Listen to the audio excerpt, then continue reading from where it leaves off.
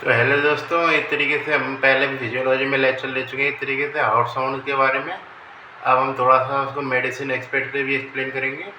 ठीक है, जो पैटर्न वगैरह जो बना के समझाना था मैं उस तरह समझा चुका हूँ। अब मैं उसको समझाऊंगा नहीं, हम सीधे ओरल लेक्चर लेंगे एक सीधे, और सीधे ट्रीटमेंट और सिम्टम्स वगैरह की बात करेंगे कि क्या क्या सिम्टम आ सकते हैं जो कि उस समय हमने की नहीं थी। ठीक है, तो क्या होगा इस तरीके से। तो पहले मैं आपको बताना चाह रहा हूँ एरिया कौन कौन से होते हैं हमारे, ये चीज़ें। तो सबसे पहले हम सारे एरिया को पालपेट करके देखेंगे। तो थोड़ा सा कैमरा नीचे आ जाए। पहली बात तो ये एरिया होता है, तो पहले आपको एरिया समझा पता करना चाहिए कि इस तरीके से आपको 4 एरिया होते हैं। पहली बात तो बताइए 4 एरिया कौन से, aortic area, pulmonary area, tricuspid area और माइट्रल एरिया। आयोटिक एरिया में क्या कहाँ पे देखने को मिलता है, आपको देखने को मिलता है राइट में। बाकी सारे के सारे एरिया कहाँ देखने को मिलेंगे, आपको लेफ्ट में देखने को मिलेंगे। ठीक है, तो पहले मैं बता रहा हूँ कौन सा पल्मोनरी एरिया। ये कौन सा किस तरीके से हो गया हमारा पल्मोनरी एरिया, जो कि इस तरीके से मैं बता सेकंड इंटरकोस्टल स्पेस यानी कि तरीके से मेडिबेरियम स्टर्नाई से कैलकुलेट करिए। और क्या है कि आपको यहाँ देखने को मिलेगा जस्ट एकदम इस तरीके से जो मेडिबेरियम है यहाँ सीधी हो जाती है, वहाँ की इस तरीके से सीधी लाइन में सेकंड रेव है, उसके जस्ट नीचे का स्पेस क्या होगा हमारा इस तरीके सेकंड इंटरकोस्टल स्पेस है, जहाँ पे आपको राइट साइड में मतलब तरीके से लेफ्ट साइड में क्या देखने को मिलेगा पल्मोनरी एरिया। एक तरीके से मैं इसको हॉस्पिटल कर रहा हूँ पल्मोनरी एरिया को अपने। फिर हम आते हैं तरीके से किसमें, इधर राइट साइड में। तो राइट साइड में क्या देखने को मिलता है हमको, राइट साइड में देखने को मिलता है हमको इस तरीके से आयोटिक एरिया। तो ये चीज़ आप ध्यान रखना, पल्मोनरी किस में देखने को मिला सेकेंडरी कोस्टल के लेफ्ट साइड में, और इस तरीके से आयोटिक एरिया हमको किस में देखने को मिल रहा है, राइट साइड में देखने को मिल रहा है। फिर हम आते हैं इस तरीके से ये नीचे वाले थोड़ा सा और नीचे आते हैं, तो और नीचे से आपको थोड़ा सा यदि आप लेफ्ट साइड में फोर्थ इंटरकोस्टल स्पेस के आसपास जाएंगे, यदि सेकंड इंटरकोस्टल स्पेस है तो एक दो एरिया छोड़ दीजिए, फोर्थ इंटरकोस्टल स्पेस पे जाएंगे तो कौन सा एरिया देखने को मिला, ट्राइकस्पिड एरिया देखने को मिलेगा ये। फिर आप इधर से हिसाब लगा सकते हैं एक तरीके से, क्योंकि आपको मिड क्लेविकुलर लाइन पकड़नी है तो एपेक्स बीट कहाँ पकड़ेंगे, क्योंकि यहीं पर पकड़ेंगे ना एपेक्स बीट, क्योंकि इस तरीके से मेमोरी ग्लैंड के नीचे की साइड होती है, क्योंकि मेमोरी के मिड क्लेविकुलर लाइन पे पड़ जाती है काफ़ी हद तक। तो इस तरीके से हमें मिड क्लेविकुलर लाइन को कैलकुलेट कर सकते हैं, तो क्लेविकल से तो फिर से मिड क्लेविकुलर लाइन यही कहीं होगी। इस तरीके से इसको पालपेट कर सकते हैं इस तरीके से, आपका जो एरिया वाला है उसके थोड़ा सा नीचे की साइड ही आपको देखने को मिल जाता है इस तरीके से। तो ये कौन सा एरिया होगा, इस तरीके से माइट्रल एरिया या एपेक्स वाला एरिया होगा कौन सा आपका, ये जो जहाँ पे आप एक तरीके से माइट्रल बाल से रिलेटेड आपको कोई भी मरमर है वो देखने को मिलेगी। तो ठीक है, मैंने काफ़ी हद तक आपको एरिया बता दिया कहाँ कहाँ पे, अंदाजन आपको इधर की मिल लेंगे। अब थोड़ा सा आप एग्जामिनेशन वगैरह करेंगे पेशेंटों पे तो आपको सही ढंग से पता लगेगा। खुद पे पता लगाना मुश्किल रहता है, मुझे भी थोड़ा सा किसी पेशेंट पे एग्जामिनेशन करना पड़ेगा, मैंने भी करानी है अभी तक ये। हालांकि मैं एक बार देखा तो है किसी को करता हुआ, इसलिए मैं अंदाजन बता रहा हूँ, बाकी आप थोड़ा सा देख लेना ये चीज़ें। तो आपको थोड़ा सा मोटे तौर पे तो आइडिया लग गया होगा कि इस तरीके से कैसे पहचान सकते हैं। खासकर एपेक्स वगैरह वाले एरिया तो पहचानना आसान रहता है काफ़ी। तो इस तरीके से काफ़ी जो मोस्ट कॉमन पूछा जाता है ट्राइकस्पिड थोड़ा सा डाउट वाला सा ही रहता है, इसलिए कभी पूछता है उसको। तो एक तरीके से थोड़ा सा मैनिपुलेशन से पहचान सकते हैं पल्मोनरी एरिया, और इस तरीके से हमका आयोटिक एरिया कौन कौन सा है, और उसके अलावा एपेक्स वाला एरिया तो चाहते हैं जहाँ पे कौन सा होता है वहाँ माइट्रल एरिया होता है। ये 4 एरिया को डिसाइड करके यहाँ पे आपको हर सबसे ज़्यादा सुनाई देगी अच्छे से। होने को तो जैसे मैंने जब करा था शुरुआत में तो मैं सारे एरिया पालपेट करके देखे थे, तो मैं इस जगह ज़्यादा अच्छे से सुनाई देती, इसलिए मैंने इसको एरिया माना था। ये जो सेकंड वाला ये जो क्वेश्चन तुरंत पालपेट करके देखा था मैं, तो ये बिल्कुल 2 पॉइंट थे जहाँ पे मुझे सबसे अच्छी साउंड सुनाई देती ये चीज़ें। तो ये चीज़ें आपको इस पर तरीके से अब आयोटिक एरिया में क्या क्या देखने को मिलेगा ये पता होना चाहिए। आयोटिक एरिया पे आपको सिस्टोलिक मरमर देखने को मिलेगी, और उसके अलावा क्या देखने को मिलेगा इस तरीके से आयोटिक स्टीनोसिस वाली मरमर देखने को मिलेगी। उसके अलावा क्या कहते देखो फ्लो मरमर है वो देखने को मिलेगी। फिर हम आते हैं किस पे, एक तरीके से पल्मोनरी एरिया पे। तो पल्मोनरी एरिया पे कौन सी, पल्मोनरी स्टीनोसिस वाली मरमर देखने को मिलेगी, फ्लो मरमर देखने को मिलेगी। और उसके अलावा और क्या देखने को मिलेगा, और देखने को मिलेगा वो एट्रियल सेप्टल डिफेक्ट वाली मरमर है वो देखने को मिलेगी। तो atrial septal defect important expect हो जाता है, याद करना उसमें कौन सी टाइप की मरमर है, ये तो हम तभी पढ़ेंगे इस तरीके से, अभी मुझे पता नहीं इसके बारे में। जब कॉन्जेनिटल हार्ट डिजीज पढ़ेंगे तब पढ़ेंगे इसके बारे में। तो ये चीज़ें थोड़ा सा आपको पता होना चाहिए, क्योंकि ये क्या काफ़ी बार क्वेश्चन के सीधे वाल्व पे नहीं आता, काफ़ी बार वो मतलब हिंट तो देता है यहाँ पे सुनाई दे रही है, वहाँ पे सुनाई दे रही है, लेकिन क्या है काफ़ी बार वो कॉन्जेनिटल एब्नॉर्मली से जुड़ा हुआ है। जैसे मैंने पर्सनली जो वो ट्रैप राइडर की जैसे एमसीक्यू करके देखे थे इसके टॉपिक के, जो हार्ट साउंड ऑफ मरमर के, तो भाई काफ़ी बार ऐसे क्वेश्चन मिले जिसमें आंसर मुझे लग रहा था कि तरीके से ट्राइकस्पिड जाएगा या कुछ और जाएगा, लेकिन वहाँ पे गया कि वेंट्रिकोसेप्टर डिफेक्ट या एट्रियल सेप्टर डिफेक्ट, ये जी हाइपरट्रोफिक कार्डियोमायोपैथी सब याद रख लेते तो वो उसका क्वेश्चन आधा गलत नहीं होता बहुत इसके अलावा, लेकिन इसके क्वेश्चन गलत होने की हैवी संभावना रहती है। पेटेंट रखता 60 तो ज़्यादा पहचान लेता है मशीन लाइन और से ये चीज़, तो इसका थोड़ा सा पहचान लेना कैसे क्या है क्या नहीं है। तो एट्रियल सेप्टर डिफेक्ट की मरमर कहाँ देखने को मिली है आपको, ये तो ये पता होने से पल्मोनरी एरिया में देखने को मिलेगी। और जो एरिया पे आते हैं तरीके से हमारा ट्राइकस्पिड एरिया में क्या देखने को मिलेगा, ट्राइकस्पिड स्टीनोसिस, ट्राइकस्पिड रिजिडिटेशन, इसकी मरमर देखने को मिलेगी। और उसके अलावा क्या देखने को मिलेगा हमको, वेंट्रिकुलर सेप्टल डिफेक्ट की मरमर देखने को मिलेगी ट्राइकस्पिड एरिया में। फिर अब आते हैं लास्ट में इस तरीके से माइट्रल एरिया पे। माइट्रल एरिया में कौन सा हो गया, इस तरीके से एपेक्स वाला एरिया हो गया, जिसमें आपको देखने को क्या मिलेगा, इस तरीके से हमको सारी की सारी माइट्रल एरिया से रिलेटेड माइट्रल रिजिडिटेशन, माइट्रल स्टीनोसिस हुआ, या फिर इस तरीके से माइट्रल वाल। माइट्रल वाल में 3 प्रकार की तरह से मरमर आ जाती है, इस तरीके से मेसिस्टोलिक क्लिक देखने को मिलता है उसमें। तो ये चीज़ें इधर माइट्रल वाल पोलस वाली मरमरी आपको देखने को मिलती है। फिर हम आते हैं इस तरीके से लास्ट में लेफ्ट स्टर्नर बॉर्डर, काफ़ी बार वो ऐसे दे देता है लेफ्ट स्टर्नर बॉर्डर पर कौन सी मरमर देखने को मिलती है, मतलब ऐसे छाप देता है left sterner border. Left sterner border पे आपको इस तरीके से आपको हाइपरट्रोफिक कार्डियोमायोपैथी की मरमर देखने को मिलती है। और जो 2 जगह हमने एक तरीके से बड़े 2 पल्मोनरी और एयोर्टा में एरिया में हमने खाली बस स्टीनोसिस की बात की थी, रिगर्जिटेशन की बात की गई थी, तो उनके बच्चे को जो रिगर्जिटेशन था, एयोर्टिक रिगर्जिटेशन या पल्मोनरी रिगर्जिटेशन है, उसकी मरमर आपको यहाँ देखने को मिलती है। तो इस प्रकार आप कुछ हद तक पता रख सकते हैं, कम से कम खासकर ये क्लिनिकल एक्सपर्ट से पता होना चाहिए, खासकर क्लिनिकल में प्रैक्टिकल के लिए इंपॉर्टेंट है ये चीज़ थोड़ी सी ज़्यादा, जो मैंने अभी तक बताई है। जो थ्योरी एक्सपर्ट है वो हम आगे चर्चा करनी स्टार्ट कर रहे हैं, उसकी रुक जाओ सेकेंड, ठीक। सो इस तरीके से हम स्टार्ट करते हैं। पहली बार जो हमारी डिजीज आती है वो आती है हमारी आयोटिक स्टीनोसिस। आयोटिक स्टीनोसिस के नेम पे याद रखना आपको कि किस प्रकार की मरमर है, तो मैं बता दिया सिस्टोलिक मरमर, यानी कि तरीके से जो इजेक्शन क्लिक आता था, अभी मैं बचा चुका हूँ प्रॉपर इस तरीके कार्डियो साइकिल में चेक कर लेना, तो या फिर इस तरीके से चैप्टर बना के 2-3 लेक्चर है मेरे वाला हार्ट डिजीज के नाम पे, तो उसमें आप देख सकते हैं इन चीज़ों को। मैंने तो उस समय पहचानने को उद्देश्य यही था कराने का, ताकि इस समय जब भी मैं कराऊँ टॉपिकों को मैं थोड़ा सा जल्दी करा सकूँ, क्योंकि बहुत सिलेबस रह गया है। तो इसलिए तो आते रहे इजेक्शन क्लिक जब होती है वहाँ पे इस तरीके से मर का उछाल देखने को मिलता है, इस तरीके से क्रिसेंट जाती है कभी तेजी से, फिर डिक्रेसेंट जाती है इस तरीके से। तो ये किस प्रकार है इजेक्शन सिस्टोलिक मरमर, जो कि घास पाए देखने को मिलेगी, तो आयोटिक स्टीनोसिस देखने को मिलेगी। उसके संग आप आयोटिक का भाई पल्मोनरी मान सकते हैं, तो पल्मोनरी स्टीनोसिस में भी देखने को मिल जाती है वो इजेक्शन सिस्टोलिक मरमर। और एक तीसरी चीज़ मैं बताऊँ तो हाइपरट्रोफिक कार्डियोमायोपैथी में भी ये चीज़ देखने को मिलती है, मैंने पिछला लेक्चर बताया था आपको, उसमें देखने को मिलेगी। हाइपरट्रोफिक कार्डियोमायोपैथी और आयोटिक स्टीनोसिस सिम्पटम बहुत सिमिलर हैं। अब एक तरीके से हम अंतर नहीं कर सकते जब तक आप वो वल्सावा मनूवर वगैरह के आधार पर यदि अंतर नहीं होते, जैसे वल्सावा मनूवर करते हैं स्टैंडिंग पोजीशन में आयोटिक रिगर्जिटेशन आयोटिक स्टीनोसिस वाली मरमर घट जाती है, लेकिन हाइपरट्रोफिक कार्डियोमायोपैथी वाली बढ़ जाती है। कारण मैं बता चुका हूँ। ये बाकी आपको कहीं पे भी देखना है, लोकेशन में भी अंतर आ सकता है, जैसे लोकेशन में लेफ्ट स्टर्न बॉर्डर में मिल रही थी वो राइट साइड में मिल रही है, एक तरीके से आयोटिक स्टीनोसिस ये आ सकता है। बाकी कोई अंतर नहीं रहता सिम्टम्स के नाम पे। आपको दोनों में आपको हीविंग एपेक्स बीट देखने को मिलेगी। तो ये हैवी हीविंग एपेक्स बीट का मतलब ये है कि मैंने एपेक्स में हाथ रखा तो एपेक्स बीट इतनी हैवी है कि इस तरीके से मैं दिखाता हूँ इस तरीके से।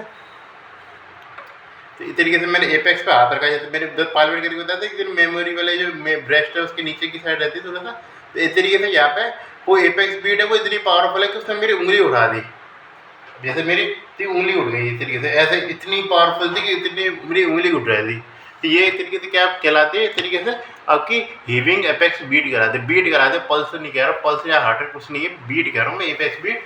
तो मैंने ये एक बार सोचने लगा था कि रेडिएट करके एपेक्स बीट है, तो एपेक्स में खाली बस हमारा इतनी माइट्रल वाल्व वाली जो देखने को मिलती है, इस तरीके से माइट्रल वाल्व वाली हमको मरमर देखने को मिलती है ये। और ये चीज़ें एपेक्स बढ़ा देते। और क्या देखने को मिलता है, ये क्या रेडिएशन इसका भी होता है, तो रेडिएशन इसका रहता है इस तरीके से मोस्ट कॉमनली कैरोटिड पे देखने को मिलता है इस तरीके से इसका। जैसे मैं बात करते हैं मेन तो इस एरिया में हो रही है तरीके मारो, और उसके अलावा ये रेडिएशन देखने को मिलता है। जैसे माइट्रल वाल्व के लिए बात करते हैं ज़्यादा एक्सेला की, इसके लिए बात करते हैं ज़्यादा हम कैरोटिड के। तो कैरोटिड फिर काफ़ी बार शब्द यूज़ किया था मोस्ट कॉमन, जो कि जिसमें क्या देखने को मिलती है हमको, आयोटिक स्टेनोसिस देखने को मिलता है ये। और जो आती है तरीके पल्स के लिए जो शब्द यूज किया जाता है इस तरीके से, वही किया जाता है पल्स पैराडॉक्स ऑफ टाटा। इसका मतलब है कि हाइपोकाइनेटिक पल्स देखने को मिलती है। जो पल्स का बार नॉर्मल जो कर्व आता था मारते थे ऊपर जाती है, फिर डायकोटिनोज के नीचे उसमें छोटा छोटा था, एकदम फ्लैट लाइन थी देखने को मिल जाएगी, बिल्कुल फ्लैट लाइन देखने को मिलेगी। क्योंकि सिंपल सी बात है, आयोटिक स्टीनोसिस हो रहा है, ब्लड उतना पास आउट हो नहीं रहा, तो इस तरीके से इस पर पल्स लगाने के लिए कोई प्रेशर भी तो होनी चाहिए ना। पल्स मेरे क्यों फील हो रही है, समय पे पल्स फील हो रही है, इसलिए फील हो रही है क्योंकि एक तरीके से जब हार्ट में प्रेशर लगा, ब्लड में वेसल में प्रेशर महसूस हो रहा है, ब्लड वेसल को प्रेशर महसूस नहीं हो रहा है, इतना ब्लड बह ही नहीं रहा है, इस तरीके से वो पल्स हमको महसूस नहीं होगी ना नॉर्मल केस में। जैसे नॉर्मल केस में मतलब इस केस में एक तरीके से महसूस नहीं हुई ना, तो इसलिए हाइपोकाइनेटिक पल्स देखने को मिलती है। तो इस तरीके जब भी मैं बात करूँ तो डिजीज की बाल बार डिजीज का आपको ऐसा तो जेबीपी फाइंडिंग जरूर याद रखनी है। एक आपको इस तरीके से जो हार्ट साउंड वाली फाइंडिंग है वो तो क्या राज रखनी है पकनी है, वो उसी के आधार पर तो चाहिए करते हैं। और पल्स और जेबीपी वाली फाइंडिंग आप जरूर याद रख लेना। एक आध जो ईसीजी की फाइंडिंग है वो इस तरीके से काफ़ी ज़्यादा पहचानना आसान होता है, क्योंकि मैं जो बता चुका लेफ्ट वेंट्रिकुलर हाइपरट्रोफी है ये एक तरीके से, और सिम्टम वगैरह भी पहचानना बहुत आसान होता है क्योंकि कार्डियक फेलियर हम पढ़ा चुके हैं। तो ये चीज़ें आपको थोड़ी बहुत मैं चीज़ें बताऊंगा, उसके आधार पर आप कोई भी आए डिजीज़ के नाम, क्योंकि बहुत सारी डिजीज आती है, एक एक करके हर किसी पर लेक्चर पढ़ेंगे तो मुझे कम से कम ये सप्ताह भर इस टॉपिक में लग जाएगा ये। लेकिन आपको चाहिए आप आयोटिक स्टीनोसिस का मतलब क्या हो गया? आयोटिक स्टीनोसिस का मतलब है कि जो वेंट्रिकल है उससे आगे ब्लड जा नहीं रहा, तो वेंट्रिकल में भरा हो रहा है, तो लेफ्ट वेंट्रिकल एनलार्जमेंट मिल रहा है। और लेफ्ट वेंट्रिकल एनलार्जमेंट के लिए क्या यूज करते थे हम?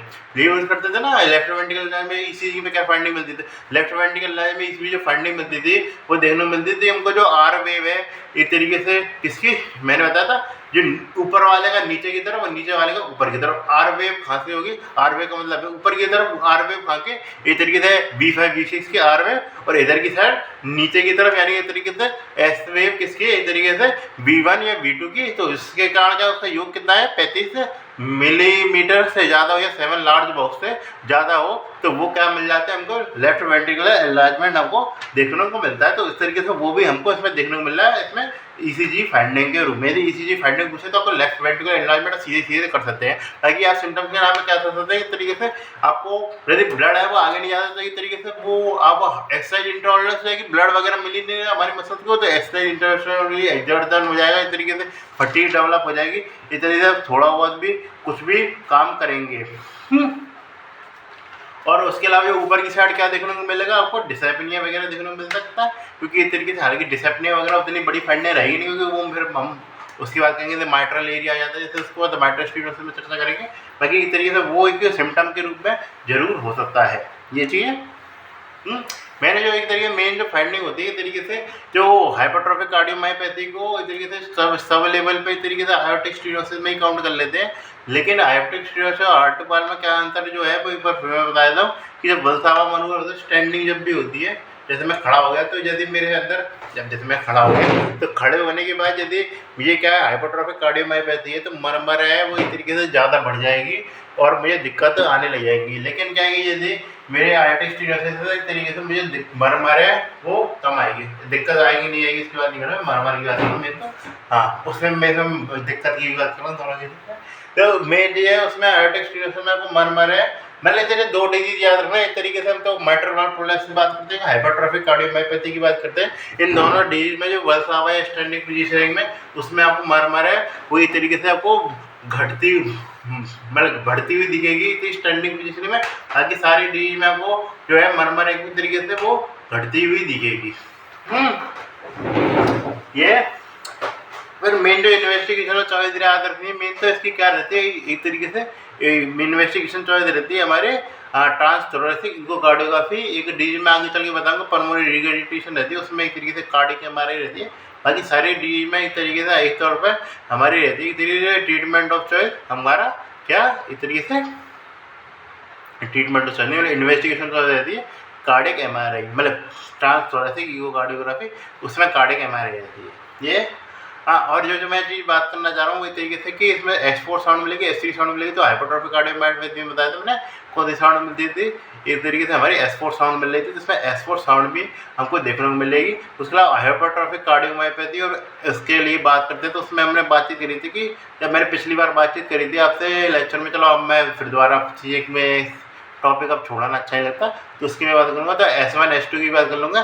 तो इस तरीके से आती है हमारी वाइड स्प्लिट S1 S2 और एक होती है नैरो स्प्लिट S1 S2। तो वाइड स्प्लिट S1 S2 का मतलब है कि जो नॉर्मल केस जो भी होता है हमारा, इधर जब इंस्पिरेशन वाली बात आती है तो क्या P1 और P2 है वो वाल्व है, जो वो है वेव ज़्यादा आती है, बाद में आती है, क्योंकि जो हमारा पल्मोनरी वाल्व है वो कंपेरेटिवली ज़्यादा लेट बंद होता है इस तरीके से कंपेयर टू आयोटा के कंपेरिजन में, और जो कि इंस्पिरेशन के टाइम पे हमको बढ़ता हुआ देखने को मिलता है ज़्यादातर गैप ही, और एक्सपिरेशन के टाइम पे आपको ये गैप है वो घटता हुआ देखने को मिलता है। तो ये तो हमारी हो गई फिजियोलॉजिकली बात। लेकिन क्या होता है, याद देखिए, कोई भी कंडीशन हो जिसके कारण नैरो स्प्लिट डेवलप हो रही है। नैरो स्प्लिट होने का क्या मतलब है, क्योंकि एक तरीके से पल्मोनरी वाल्व ज़्यादा जल्दी बंद होने लग गया।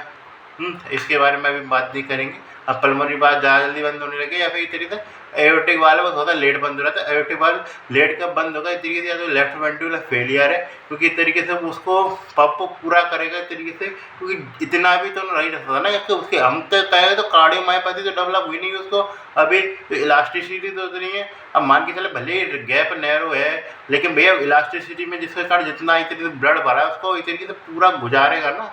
हाँ, जब भले हार्ट अपना पूरा जोर लगाएगा, जब भले ही आपको उसमें आगे चल के आप हाइपोकिनेटिक पावर देखने को मिल रहा है, उनका इम्पैक्ट नहीं आएगा। तो सिंपल सी बात है, मैं तेजी से फूक मार रहा हूँ लेकिन आगे चल के दीवारें हैं, तो फिर सिंपल सी बात है फूकता मतलब एक तरीके से मैं जोर लगा रहा हूँ, लेकिन सिंपल सी बात है एक तरीके से पानी में फेंक रहा हूँ इस तरीके से तेजी से, लेकिन आगे चल के गैप ही कम है इस तरीके से पानी की प्रेफर करने और गैप से आगे तो पानी की रफ्तार कम हो जाएगी इस तरीके से, क्योंकि इस तरीके से आगे उतना पानी जा ही नहीं पाएगा वॉल्यूम के आधार पर। तो ये चीज़ें, तो इसलिए तो आगे चल के तो हमको पल्स पैराडॉक्स टार्डस देखने को मिलेगा, या हाइपोकिनेटिक पल्स याद रख लीजिए, ज़्यादा सही शब्द होगा।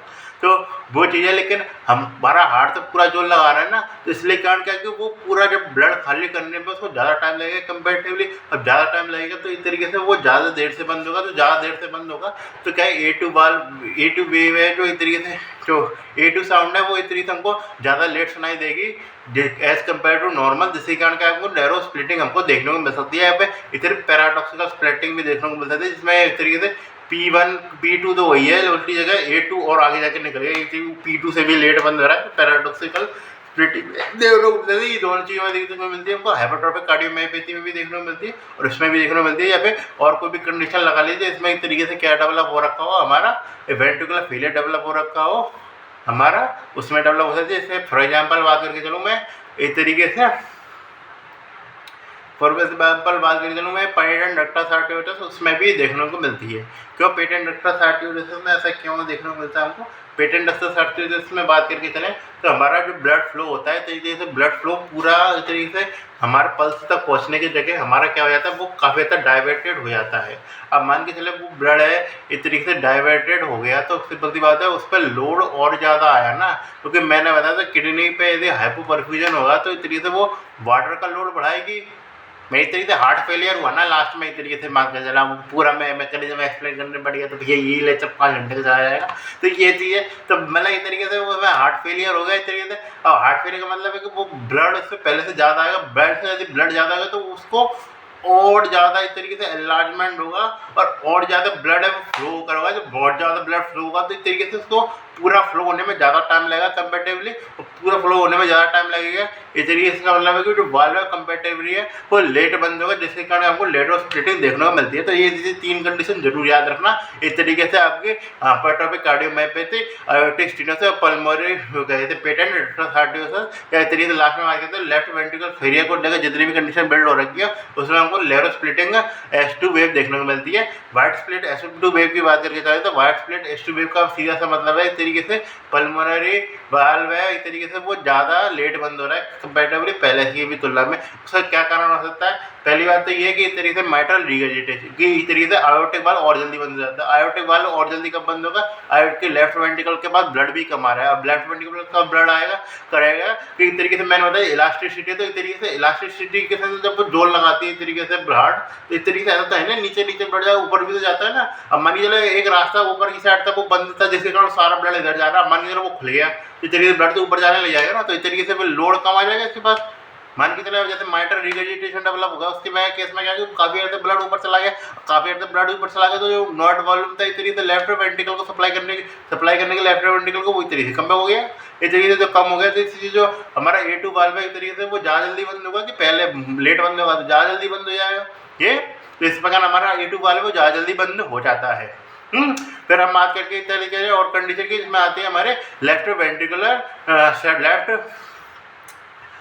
Septal defect. Ventricular septal defect में क्या चीज़ देखने को मिलती है, तो लेफ्ट वेंट्रिकुलर सेप्टल डिफेक्ट होती है मोस्ट कॉमन कॉन्जेनिटल एनोमली, जैसे कॉन्जेनिटल एनोमली चर्चा करेंगे थी भैया। मैं तो बात इसके बाद बता देता हूँ कि इसमें क्या देखने को मिलता है हमको, एक तरीके से जो लेफ्ट वेंट्रिकल से एक तरीके से ब्लड जाना था एक तरीके आगे, लेकिन काफ़ी हद तक क्या चला गया एक तरीके से वो राइट साइड चला गया, क्योंकि मैंने बताया जो राइट साइड में एक तरीके से प्रेशर जो होता है वो नॉर्मल से ज़्यादा ही रहता है, क्योंकि उसको राइट साइड वाले को तो पल्मोनरी एरिया तक सप्लाई करनी है, लेकिन उसको तो एक तरीके से बहुत आगे तक सप्लाई करनी है। हाँ, तो ये तो इसलिए इसके कारण क्या देखने को मिल रहा है हमको, क्या है कि इस तरीके से बाल पे लोड कम आ गया, उल्टी P2 जो बाल था उस पर लोड बढ़ गया उल्टी, उसको पहले जो जितना पंप करना था उससे ज़्यादा पंप करना पड़ रहा है। तो इस तरीके से अब दोनों मान लीजिए, तो P2 वाले तो पहले से इधर ज़्यादा जा रहा है और A2 वाल पहले से और जल्दी बंद रहा था, तेरी दोनों केस में दूर जा रहा है, तो ये वाइड स्प्लिटिंग हमको देखने को मिल रही है। फिर जो आते हैं लास्ट डिजीज जो आती है उसमें atrial septal defect. Atrial septal defect में क्या होगा, फिर मैंने बताया कि एट्रिया में भी अंतर रहता है, लेकिन वो अंतर काफ़ी उतना नहीं रहता, वो थोड़ा बहुत रहता है। जब भी हम नॉर्मल कंडीशन में बात करके चले तो क्या होगा, इस तरीके से लेफ्ट एट्रिया से कुछ ना कुछ ब्लड है वो इस तरीके इधर जाएगा, फिर वही कंडीशन है कि इस तरीके से P2 के का जाए, इस तरीके से हमारा A2 के का जाए, इस तरीके से कम लोड है, इस तरीके से A2 वार्ड पे कम ब्लड है, ज़्यादा जल्दी बंद होगा। P2 पे ज़्यादा लोड आई है तो इस तरीके से वो ज़्यादा लेट होता है, वाइड स्प्लिट देखने को मिल रही है। लेकिन यदि वो इंस्पिरेशन होगा, तो इंस्पिरेशन के कारण जब भी बात करते हैं तो क्या होगा, जैसे वो स्प्लिटिंग है वो कब देखने को मिलती है, जो मेन स्प्लिटिंग है वो डिफरेंशियल स्प्लिटिंग जो है वो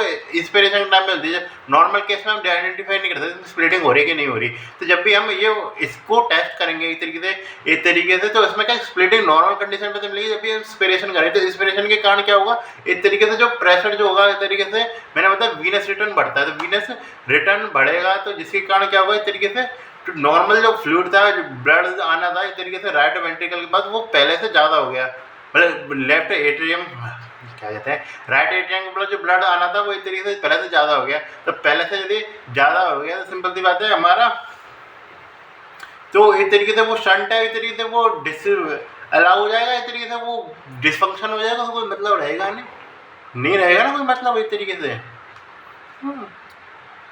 हाँ, तो यदि एक तरीके से उसका कोई मतलब रहेगा नहीं शंट का, तो इस तरीके से क्या देखने को मिलेगी हमको, जो पुरानी जो फिक्स स्प्लिटिंग है वो देखने को मिलेगी, जिसके कारण क्या होता है हमको फिक्स स्प्लिटिंग डेवलप होती है। ये चीज़ याद रखना, मेन चीज़ तो ये लेफ्ट एट्रियल प्रेशर है वो बढ़ जाता है इस तरीके से इंस्पिरेशन के टाइम पे, जिसके कारण क्या मिलता है हमको इस तरीके से वो जो हमारा प्रेशर गैप था वो खत्म हो गया, जिसके स्टंट का मतलब ही खत्म हो गया। ये इसमें जो आते मेन जो होती है वो एट्रियल सेप्टल डिफेक्ट के नाम में कुछ सिंड्रोम से नाम बोल सकता है, उसमें आते हैं Lombard syndrome, Holi over syndrome और डाउन सिंड्रोम और TAPVC सिंड्रोम है। अब ये याद रख लेना मेरे हिसाब से, मेरे पे तो जब हम कॉन्जेनिटल हार्ट डिजीज की बात में बात करेंगे तभी बात करेंगे, ठीक है इनके बारे में। तो उसके बारे में मैं बहुत बता चुका हूँ, मेरे तरीके से ज़बरदस्ती का लंबा लेक्चर जा रहा है। अब हम आते हैं इस तरीके से आयोटिक स्टेनोसिस पे, तो मैंने हमारे सारे सिम्टम बात कर ली, क्या देखने को मिलती है, तो S4 वेव होती है हमको देखने को मिलती है, वो चीज़ देखने को मिलती है। हमारे पास S1 वेव है वो कैसी देखने को मिलेगी, बात करते हैं S1 वेव में हमको कुछ भी देखने को मिलेगा कुछ भी नहीं, मतलब नॉर्मल देखने को मिलती है, S1 वेव के नाम कुछ नहीं है। इजेक्शन सिस्टोलिक बारे में देखने को मिल रही है, तरीके से स्टार्ट हो जाती है वो है। फिर हम आते थे इन्वेस्टिगेशन और चॉइस क्या रहती है, इकोकार्डियो का भी बता दी मैंने। फिर आते ही थे ट्रीटमेंट के नाम पे, तो ट्रीटमेंट के नाम पे याद रखना, ट्रीटमेंट का नाम पे ये होता है ट्रांसथोरेसिक कार्डियोवाल इंप्लांटेशन, या फिर टावी यूज करते हैं। तरीके शब्द मेन तो टावी लिखा हुआ मिलेगा, इतना लंबा नाम कोई नहीं लिखता है, इस तरीके से बस की बात नहीं लिखना। टावी इस तरीके से ट्रीटमेंट ऑफ चॉइस रहता है, कई जगह लिख के रख लेना, मैंने भी लिख के रख रखा है, मेरे ध्यान नहीं मैंने खा लिख रख रखा है वो, तो ये चीज़ें से सारे के ट्रीटमेंट लिख के रख लेना एक जगह। ये फिर हम आते हैं अगली डिजीज पे, जिस डिजीज का नाम है हमारा mitral valve collapse. Mitral valve collapse में हमको क्या देखने को मिलती है, हमको मेडिसिस्टोलिक क्लिक देखने को मिलती है। मेडिसिस्टोलिक क्लिक का मतलब क्या होता है, एक तरीके से हमारा जो हमारे तरीके से वो सिस्टोल में शुरुआत से स्टार्ट नहीं हो रही थी, वो इस तरीके से बीच में स्टार्ट हुई, बीच में के बाद क्या है असेंड करके तरीके। और असेंड करने का क्या कारण था इसके मेडिसिस्टोलिक मार्ग का, तो उसका क्या कारण है कि एक तरीके से जिसमें क्या है नॉर्मल जब भी क्या दबाव पड़ता है, तरीके से मैं बताया जब इधर दबाव पड़ेगा इधर भी दबाव पड़ेगा, आप वेंटिकल पे चाहिए इधर दबाव पड़ता है, तो वो क्या कि थोड़ा बहुत खिसकता है ऊपर, ऐसा नहीं है कि वो दीवार की तरफ लग जाता है, क्योंकि दीवार है ही नहीं, दरवाजा है, दरवाजा का थोड़ा बहुत तो खिसका ही सकते हैं ना, मान के चलो खिसका, लेकिन वो क्या लेकिन लिमिट में खिसकता है। अब मान के चलो वो लिमिट से ज़्यादा खिसक गया तो क्या आएगा इस तरीके से, क्योंकि इस तरीके नीचे मैंने बताया कॉर्ड, नीचे हम बात करते हैं कॉर्ड टिंडे नहीं जुड़े रहते हमारे, इतनी वाल्व है अपने, नहीं तो राउंड में आप पहले ही पड़ गए आ चुके होंगे यार। अब इतने कॉर्डा टेंडे जुड़े रहते हैं, अब मान के चले उसने और पुश कर दिया उसको तो कॉर्डा टेंडे का क्या होगा इस तरीके से, वो खिसकेंगे तो इस तरीके से टिकने की आवाज़ नहीं आती इस तरीके से। अब मतलब रस्सी अब ज़बरदस्ती खींच रहे हैं इस तरीके से मतलब वो उसको ज़बरदस्ती की आवाज़ सी नहीं आएगी इस तरीके से, हालांकि थोड़ी माइल्ड रहती है इस तरीके से आवाज़ इसकी, उतनी ही रहती नहीं है। हाँ, तो उसमें क्या है कि तरीके से आपको थोड़ी सी बहुत आवाज़ से देखने को मिलेगी जरूर, ये कहना चाह रहा हूँ मैं, जिसके कारण क्या है कि ये शिफ्ट है वो डेवलप होती है। मैं जो इसमें आपको याद रखने की तरीके से कोच क्या कह रहे थे तरीके से, ये जो आता है एकदम मेजर डिजेनरेशन, एक होता है हमारा मार्फन सिंड्रोम, एक होता है हमारा EDR जो Elder dual syndrome connective tissue disorder mark है मार्फन सिंड्रोम इसकी। उसके अलावा जो आते हैं जो रोमेटिक फीवर में हमको देखने को मिलता है कि उसमें माइटर इरिटेशन दोनों मिलता है, तो फिर तीसरी भी आप मान लीजिए। और फिर उसके बाद क्या आती है हमारे ऑस्ट्रोजेनेसिस इन्फेक्टा, इसलिए उसी में ही आएगी कनेक्टिव टिश्यू डिसऑर्डर में ये तो इसमें बस ये याद देखना सिर्फ कॉम्प्लिकेशन के रूप में इस तरीके से माइटर रीगेडिटेशन डेवलप हो सकता है। ये मेन जो कि डिजीज कैसी रहती है ज़्यादातर है एसिम्प्टोमेटिक, क्योंकि वाल्व है वो भले थोड़ा सा ज़्यादा घिसका है, लेकिन इसका मतलब है कि अभी तक वो खुला नहीं है ये, ठीक है। और ऐसा कुछ खासियत सिग्निफिकेंस मैं तो लगता नहीं इसका है। हाँ, इसकी पल्स में मतलब माइटर वाली डिजीज है, माइटर रेडिएटिव से बात करें, इसकी बात करें पल्स है वो रेडिएटिव होती है। पहली बात तो हमको एपेक्स पे देखने को मिलेगी इस तरीके से, ये सबसे इंपॉर्टेंट इसका इसलिए क्योंकि एपेक्स का नाम पर बहुत चीज़ें सोचने लग जाता है, माइटरल एरिया को नहीं सोचते, तो इसलिए ये चीज़ याद रखनी चाहिए थी कि माइटरल वाल से रिलेटेड जितने भी डिजीज है उनको कहाँ पे देखने को मिलेगी, एपेक्स वाले एरिया पे देखने को मिलेगी। और इसमें क्या देखने को मिला है, ज़्यादातर ये एसिम्प्टोमेटिक रहता है। इसमें क्या रखेंगे हमको इन्वेस्टिगेशन ऑफ चॉइस, फिर दोबारा बात करते हैं, इन्वेस्टिगेशन ऑफ चॉइस क्या रहेगी हमारे टावी रहेगी ट्रांसवर्सल इकोकार्डियोग्राफी, जिसमें क्या देखने को मिलेगा जो वाल जो नॉर्मल जितना जाना चाहिए था उससे 2 सेंटीमीटर, मिलीमीटर मतलब सेंटीमीटर बहुत बड़ी बात है, मिलीमीटर है वो ज़्यादा ऊपर जाके बंद हो रहा है। और क्या है ट्रीटमेंट ऑफ चॉइस क्या रहेगा हमारा, एक तरीके से बीटा ब्लॉकर रहेगा, ठीक है। हाँ, तो अब हम बात करते हैं अगले डिजीज के बारे में। तो अब एक तरीके से हमारी अब माइट्रल वाल स्टार्ट हो गया, तो माइट्रल रिगर्जिटेशन की बात करेंगे। माइट्रल रिगर्जिटेशन में आपको कैसी मरम्मत मिलेगी, तो आप सोच के देखिए कि मान के चले आपको जो लेफ्ट वेंट्रिकुलर पंप किया, पंप करने के बाद क्या ऊपर की साइड कोई रास्ता ही नहीं है। अब सिंपल सी बात है, पंप को जोर से करें धीमे करें, मतलब ऐसे स्टार्ट किया तब भी इस तरीके से पानी निकल रहा है अंदर तक आगे, तब भी इस तरीके से उधर की साइड निकल रहा है ना। जैसे इजेक्शन क्लिक क्यों आता था, क्योंकि उसमें क्या कि सिस्टोल के नाम पे उसको खोलना भी पड़ता था, इधर की साइड हमको खोलने की जरूरत ही नहीं है ना। ऐसे सोचिए कि भले स्टीनोसिस हो रखा हो उसमें, लेकिन भैया बाल है तो खुलेगा, क्योंकि बाप की मर्जी है, पर हार्ट है इस तरीके से आयोडा का बाप है तो उसके बाप की मर्जी है, इसलिए बाल है तो खुलेगा, तो तू कतई भी स्टीनोसिस करके आ जा, इसलिए उसमें बाल खुल रहा था, भले उसमें ज़्यादा जोर लगाना पड़ा, इसलिए इजेक्शन ने मरवाना आया। लेकिन भैया इसमें तो भैया इसने हाथ डाल दिए, भैया मेरे बस की बात नहीं है। अब मैं तो भैया तुम मना करोगे ना, फिर भी मैं खोल के बैठा हूँ, ठीक है, तो आया चोरी करके ले जाओ, पचू करना हो पचू कर लो। तो भैया ये तो फिर ये वो मान के चलो खाली रास्ता हो, इस तरीके से नॉर्मल ट्रैवल ही तो होता है ना, वहाँ पे कोई दरवाजा तो टूटते तो देखा नहीं, तो सिंपल सी बात है, इधर की साइड में गेट है, ये गेट खुला हो, मम्मी कभी आएंगी, मैं बाहर कभी चला जाऊँगा, कौन देखने वाला है, तरीके कंटिन्यूस फ्लो रहेगा ना ब्लड का, इसलिए वो होलो सिस्टोलिक मरमर है वो देखने को मिलती है किस कंडीशन में, आपको माइट्रल रिगर्जिटेशन में।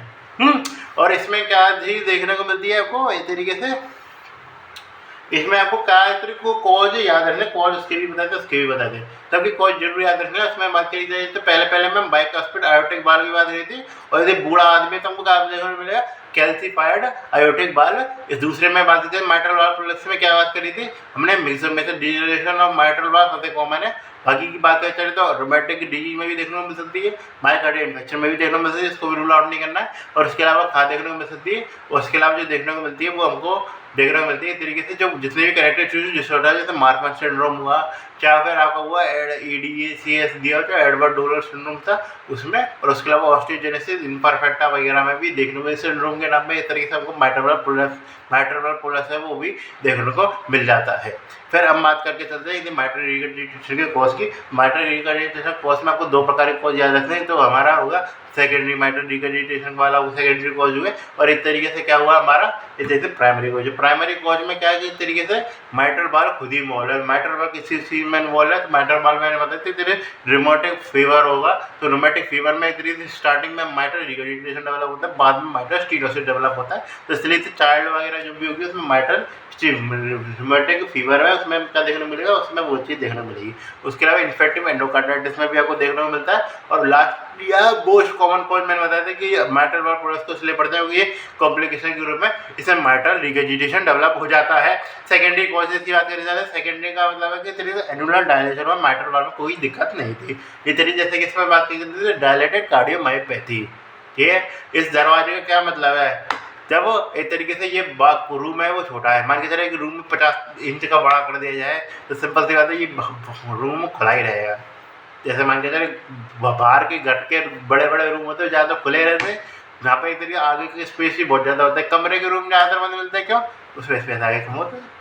मैं एग्जाम्पल देने की बात कर रहा था, इंग्लिश से कोई संबंध नहीं इसका, ये चाहिए। तो इस तरीके से क्या होगा, इस तरीके से एनुलस डायलेशन जिसमें क्या होती है हमारी इस तरीके से डायलेटेड कार्डियोमायोपैथी में देखने को मिलता है ज़्यादा थोड़ा सा, और उसके अलावा हाइपरट्रॉफिक कार्डियोमायोपैथी में भी देखने को मिल सकती है। मेन चीज़ डायलेटेड कार्डियोमायोपैथी याद रखना मोस्ट कॉमन कॉज है, हाँ ये चीज़ है। उसके अलावा लॉन्ग स्टैंडिंग एट्रियल फिब्रिलेशन में भी हमको देखने को मिल जाती है, जिसमें क्योंकि इसके कारण क्या होता है हमारा आगे पीछे का कंपार्टमेंट तो ऊंचा नहीं हुआ, लेकिन एट्रिया वाला कंपार्टमेंट ऊंचा हो गया। अरे सिंपल से है ये जो बड़े गेट हैं यहाँ तो खुले रहते हैं। अब बड़े गेट के नाम पे चाहे भले ही घर बड़ा हो चाहे इतने मोहल्ला बड़ा हो, गेट तो खुला ही है ना। अब एक केस में उस केस में मोहल्ला बड़ा था, इस केस में घर बड़ा है, तो गेट खुला रहता है, जिसके कारण बुलाते हैं एनुलर डायलेशन का। ये तो क्या है डायलेटेड कार्डियोमायोपैथी, उसकी जो लेफ्ट एट्रियल फिब्रिलेशन की इतनी बार धड़क रहा है तो इतनी से लेफ्ट एट्रिया जो होता है वो भी एनलार्ज हो जाता है। तो ये तरीके से कॉज गिने जाते हैं हमारे इस तरीके से प्राइमरी कॉज और सेकेंडरी कॉज। MCQ आ सकता है तरीके से वाल्वुलर हार्ट डिजीज के स्पेसिफिक क्वेश्चन पूछे, मरमर वगैरह के बारे में बातचीत हमने अभी तक नहीं करी है, मरमर की बात कर दी है सिस्टम मरमर। और हम आते हैं इस तरीके से इसके सीवियरिटी को पता करना, सीवियरिटी की बात करिए चले। अब जब भी आपको इसमें प्रकार देते हैं तो इस तरीके से रिगर्जिटेशन फ्रैक्शन के लिए याद रखना 50 इस तरीके से शब्द याद रख सकता है। रिगर्जिटेशन वॉल्यूम देखें तो इस तरीके से 60 याद रख सकते हैं, सब जगह अप्लाई कर सकते हैं। इस तरीके से कुछ भी नहीं है इसको याद करने में। हाँ उसके बाद कहते हैं उसकी भी सीवियरिटी की कैटेगरी याद रख लेना कौन कौन सी रहती है। इस तरीके से यदि उसके जो एनुलस है वो इस तरीके कितना रह गया, इस तरीके से आयोटिक स्टीनोसिस में, तो आयोटिक स्टीनोसिस में एनुलस घटा के कितना रह गया 1.5 से 2 तक रह गया, तो सही देखते हैं हमको माइल्ड कैटेगरी में बात करते हैं। और उसके अलावा यदि वो 1.5 से 1 तक रह गया तो इस तरीके से क्या कहते हैं मॉडरेट कैटेगरी में कह सकते हैं। और यदि वो 1 से भी कम रह गया तो उसे क्या कहते हैं इस तरीके से हम सीवियर कैटेगरी में काउंट करते हैं। ये ध्यान कर लिए। फिर हम आते हैं इसमें कंडीशन तो इसमें तो ये बताते हैं रिगर्जिटेशन वगैरह के लिए सबकी बात करते हैं, रिगर्जिटेशन वॉल्यूम कहते हैं, रिगर्जिटेशन फैशन कहते हैं। और इसके लिए जो मेन जो चीज़ यूज करती है वेना व कॉन्ट्रैक्टाइल यूज़ किया जाता है, वो इस तरीके से जहाँ पे का मैक्सिमम वेलोसिटी होती है उसका रेशो निकालते हैं, जो कि 0.7 से ज़्यादा है। तो इस तरीके से वो इस तरीके से किस में जाती है सीवियर कंडीशन में ज़्यादा रहती है। सिस्टम के आगे तरीके से माइट्रल वाले तो लेफ्ट एट्रिया का अलाइनमेंट मिल रहा है, तो इस तरीके से जो हमारे क्या पल्मोनरी लेवल ऑफ कंजस्शन देखने को मिल रहा है, जिसके आगे देखने को हमको ऑर्थोपनिया देखने को मिलेगा, डिस्पेप्निया देखने को मिलेगा, और क्या देखने को मिलेगा हमको इस तरीके से पल्मोनरी लेवल फेलियर होगा तो उसके आगे के फेलियर देखने को मिलेगा। हमको एंकल एडिमा भी देखने को मिलता है कि ये डाउट वगैरह है, मेरे हिसाब से एंकल एडिमा मतलब प्रोमिनेंट सिम्टम नहीं है, मैं तो ऑर्थोपनिया याद रखना सिम्टम के रूप में, तो हिसाब लगा सकते हैं सिम्टम्स का। ये मेन चीज़ क्या देखने को मिलेगी हमको लेफ्ट एट्रियल एनलार्जमेंट के लिए ECG क्या फाइंडिंग यूज करते थे, लेफ्ट एट्रियल एनलार्जमेंट के लिए बताते हैं पी माइट्रल ECG फाइंडिंग आती है, इसमें हमको 2 तरीके से पीक देखने को मिलते थे। एक तरीके से जो नॉर्मल था रेशियो कितना से बड़ा हो जाता है, याद होगा ना, 0.12 सेकंड से ज़्यादा हो जाए यदि क्या कहते हैं हमारा इस तरीके से पी वेव का ड्यूरेशन, तो उसको क्या कहते हैं हम इस तरीके से पी माइट्रले कहते हैं। तो पी माइट्रले इसमें देखने को मिलेगा, पी माइट्रल इसलिए करेगा माइट्रल बाल में डिफॉर्मिटी, पी माइट्रल से माइट्रल बाल डिफॉर्मिटी। हालांकि माइट्रल स्टीनोसिस में नहीं देखने, माइट्रल स्टीनोसिस में भी देखने को मिल सकती है, माइट्रल स्टीनोसिस माइट्रल तो दोनों में देखने को मिलती है। माइट्रल बाल पोलस में देखने को नहीं मिलता पी माइट्रल हमको। और क्या देखने को मिलता है हमको, एट्रियल एनलार्जमेंट पहचान लिया हमने। वेंट्रिकुलर एट्रियल एनलार्जमेंट के सारे पता होना चाहिए। लेफ्ट वेंट्रिकुलर एनलार्जमेंट कैसे होते हैं, राइट वेंट्रिकुलर एनलार्जमेंट कैसे होते हैं, क्या कहते हैं, और राइट एट्रियल एनलार्जमेंट कैसे होते हैं, और लेफ्ट एट्रियल एनलार्जमेंट रिविजाइज कर लेना, मैं बता चुका हूँ उसको अच्छे तरीके से। ये फिर ये गलत नहीं होना चाहिए। ये भैया क्या ट्रीटमेंट का यूज करेंगे, तो मैंने बताया था इसमें एक तरीके से क्या सिम्टम देखने को मिलेगा, पल्मोनरी सिम्टम देखने को मिलेंगे। तो इसलिए क्या यूज करेंगे हम लोग, डायरेक्टेड यूज कर दिए जाते हैं जिनमें से फ्यूरोसिमाइड। और यदि मान के चलो क्रॉनिक कंडीशन डेवलप हो रखी हो इस तरीके से, इसमें मतलब हार्ट फेलियर था ये, लेकिन हमको पल्मोनरी ट्रीटमेंट करना है, जितनी दी जाता है वाइट बाल है वो रिप्लेस कर दीजिए या रिपेयर डाल दीजिए, उसमें रिपेयर का मतलब सिल दीजिए एक तरीके से, या फिर इस तरीके से क्या करते हैं माइट्रल क्लिप को यूज की जाती है। ठीक है, फिर हम आते हैं एक अगली कंडीशन पे। अगली कंडीशन का नाम है एक तरीके से वो है हमारा वेंट्रिकल शेफ्ट डिफेक्ट में भी बताया था मैं, उसमें भी देखने को मिलती है हमको क्या पैन सिस्टोलिक मरमर देखने को मिलती है, पर वो हार्श साउंडिंग होती है, उसमें क्या कहते तरीके से वो उतनी हार्श नहीं होती। तो ये मेंशन कर रखा है, मैं बता रहा हूँ इसलिए ये चीज़। तो हमारी अगली कंडीशन आती है इस तरीके से, वो आती है हमारी, चलो आयोटिक स्टेज में स्टेज नहीं मिलती, स्टेज में बताया था। यदि इस तरीके से पहली बार स्टेज ए होती है, इसमें वो रिस्क पे है खाली। और यदि वो क्या बी क्या होती है, इसमें क्या माइल्ड मॉडरेटेड लेवल पर डेवलप हो चुका है। तीसरी कंडीशन क्या होती है, इसमें क्या तरीके से सीवियर लेवल पर हो लेकिन वो एसिम्टोमेटिक हो। और चौथी चीज़ क्या होती है, जिसमें एक सीवियर लेवल हो, सिम्टम भी डेवलप हो गया, वो याद रख लेना इस तरीके से, थोड़ा पता होना चाहिए। एक्स्ट्रा पॉइंट्स हुए थे आ जाते को याद रखना हमेशा नुकसानदायक नहीं होता है। ये मेन जो चीज़ आती है वो आती है कि आयोटिक रिगर्जिटेशन काफ़ी इंपॉर्टेंट टॉपिक है, इसमें आपको थोड़ा सा मेन चीज़ के कॉज याद रखने जरूरी है। ठीक है, इसमें क्या देखने को मिलता है आपको इस तरीके से अर्ली डिस्क सिंड्रोम मरमर इस तरीके से देखने को मिलता है आपको। इसमें इस तरीके से हमारे डायस्टोलिक मरमर वाला कुछ हद तक पार्ट है वो स्टार्ट हो गया है। मेन जो मरमर है उसकी बात कर रहे हैं, फिर बाकी के हम एडजस्ट कर देंगे कारण आती है लास्ट में तरीके से थोड़ा सा रिव्यू जरूर लेंगे इसका। तो ये तो हमारे क्या है तरीके से बायोकस्पिड आयोटिक वाल्व है, इस तरीके से वो चीज़ है, वो तो मोस्ट कॉमन है ये दोनों में, आयोटिक स्टेनोसिस है आयोटिक रिगर्जिटेशन है मोस्ट कॉमन में। ये जो याद रखना है आपको, बियर से थोड़ा सा काफ़ी हद तक मेमोरी याद रखते हैं, हालांकि इसमें कुछ और मेमोरी हुई थी, बियर मेमोरी सबसे कीजिए। बी से क्या हुआ हमारा बायोकस्पिड आयोटिक आयोटिक वाला। ई से क्या हुआ, ई से क्या हुआ हमारा एंडोकार्डाइटिस। ए से क्या हुआ, ए से हुआ हमारा आयोटिक रूट डायलेशन, जिसका क्या कारण हो सकता है, या तो क्या होगा हमारा एक तरीके से मार्फन सिंड्रोम है, और उसके अलावा मैं बताते हाइपरटेंशन होगा। हाइपरटेंशन इतनी प्रेशर है भैया हाइपरटेंशन में कि एक तरीके से ब्लड फ्लो के नाम पे जरूरत से ज़्यादा फ्लो कर जा रहा है ब्लड। और उसके अलावा क्या करते हैं एक तरीके से हमारे टोकासायु कार्डियोमायोपैथी को, टोकासायु में कार्डियोमायोपैथी में भी मैंने बताया था कि बहुत ज़्यादा डायलेटेड हो जाता है। तो बस उसी की बात करें ना, माइट्रल रिगर्जिटेशन में भी इसमें बात करी थी कि ये तरीके जब भी डायलेशन कब हो सकता है, इस तरीके से या तो आगे चल के बहुत ज़्यादा स्पेस हो, हालांकि तो यह तो वाल में डिफॉर्मिटी है, फिर इस तरीके स्पेस का ज़्यादा होना भी बहुत बड़ा कारण होता है कि दरवाज़ा खुला रखा जाता है। अब ये मेरे पता नहीं मेरा पता नहीं क्या डर्टी दिमाग में तो क्या मुझे आया। तो ये चीज़ तो इस प्रकार चल रहा है। अब क्या फिर लास्ट में आती है हमारे क्या रिमेटिक फीवर। तो रिमेटिक फीवर में हमको देखना मतलब रिमोटिक हार्ट डिजीज मैक्सिमम कंडीशन में हम जोड़ सकते हैं। ये चीज़ें मैटर वाल की में तो जरूर जोड़े ना, आयोटिक वाल की में भी जोड़ सकते हैं कंडीशन में। आयोटिक स्टेनोसिस में मत जोड़ दें, आयोटिक स्टेनोसिस में रिमोटिक हार्ट डिजीज कॉज नहीं है। आयोटिक रिगर्जिटेशन में आप जरूर जोड़ सकते हैं। बाकी की मिस से मेजर डिजनरेशन तो दब जगह चलता है। इस तरीके से जब भी हम रिगर्जिटेशन की बात करते हैं तो इस तरीके से मेन जो कॉज याद रखे तो मैटर वाल के डिफेक्ट की याद रखना है। यदि आपको रिगर्जिटेशन याद रखने एक तरीके से कुछ स्पेसिफिक डिफेक्ट रहते हैं, जैसे उसमें तो मैटर वाल के लिए बात कर रहे थे तो इस तरीके आते हैं, इतनी रिमेटिक फीवर पढ़ रहे थे हम, एंडोकार्डाइटिस पढ़ रहे थे, और उसके लिए आयोटा के लिए क्या कहते हैं बाइकास्पिड आयोटिक वाल यूज करते हैं। कैल्शिफाइड आयोटिक वाल नहीं है क्योंकि बंद हो जाता है। और क्या आ जाता है हमारा, इधर इधर डायलेशन वाला आ जाता है कि तरीके से आगे का डायलेटर पीछे का डायलेटर, डायलेटेड कार्डियोमायोपैथी हुआ। एक तरीके से क्या हुआ, एट्रियल फिब्रिलेशन जैसा लेफ्ट एट्रियल एनलार्जमेंट हो गया, जिसका डायलेशन का मतलब है एक तरीके से वो वाल्व की संभावना खुले रहने की बहुत ज़्यादा है। हाँ, और उसके अलावा और जो बात करें चले, हालांकि ये लॉजिक मैंने बताया वो किसी लॉजिक का काम का नहीं है, जो मैंने बताया कि खड़े पड़े होते हैं दरवाजे खुले होते हैं, ये इसका कोई लॉजिक नहीं है। लेकिन फिर भी आप थोड़ा सा याद रखना डायलेशन वाले में, इसमें क्या होता है, तो मार्मासिन में वाल्व में डिफेक्ट है, उसके अलावा टोका का सही हो कार्डियोमायोपैथी है, उसमें ये चीज़ है तो डायलेटेड हमारा वेंट्रिकल है। और क्या चीज़ देखने को मिलती है हमको, हाइपर टेंशन हो रखी है एक तरीके से उसमें ये। और बात करते चले अब, तो ठीक है, और जब बात करके चलते हैं हम आते हैं इस तरीके से जो इस तरीके से सीवियर कंडीशन, तो मैंने बताया तो माइटल रिगर्जिटेशन, इस तरीके से पेडिग्राफ और रिगर्जिटेशन जब भी बात करते हैं कुछ कंडीशन को जोड़ सकते हैं। जैसे रिगर्जिटेशन वॉल्यूम मैंने बताया था 60 से ऊपर हो जाए तब वो सीवियर है, और उसके अलावा अगर 50% से ज़्यादा हो जाए तब वो सीवियर में आ जाता है। तो ये दोनों कंडीशन है। वेनोवा कॉन्स्ट्रिक्टा इस तरीके से क्या था वो ध्यान नहीं आ रहा भाई, वेनोवा क्या था वो ऐसे ध्यान नहीं है। अब वेनोवा कॉन्ट्रैक्टा इस तरीके से स्पेसिफिक है, वेना कॉन्ट्रैक्टा इसे लिख लेता हूँ मुझे, वेना कॉन्ट्रैक्टा इस तरीके से स्पेसिफिक है माइटल रिगर्जिटेशन के लिए।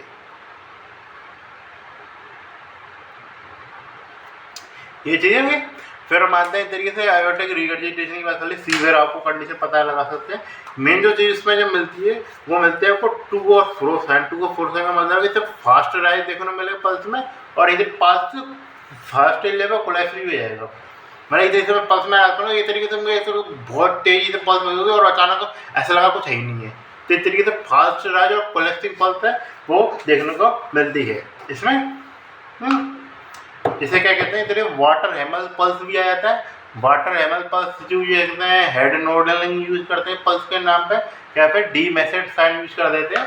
एक ही बात है जिसमें क्या इस तरीके से बहुत तेजी से पल्स का राइज हो रहा है इस तरीके से, और उसके अलावा क्या बहुत तेजी से गिर भी रही है। इसमें जो चीज़ याद रखनी पल्स के नाम पे वो इस तरीके से आपको डायकोटिक नोच जो है इस तरीके से एब्सेंट मिलेगी। चूंकि इसमें ब्लड अच्छे खासे तरीके से आ रहा है तो हाइपर काइनेटिक पल्स है वो देखने को मिल सकती है आपको। ये जिसके अंदर हाइपर काइनेटिक पल्स है, जिसके कारण क्या साइन देखने को मिलेगी, बहुत ज़्यादा तेजी से ब्लड वगैरह बहुत तेजी से आ रहा है, क्योंकि इस तरीके का रास्ता है वो काफ़ी हद तक खाली हो गया है।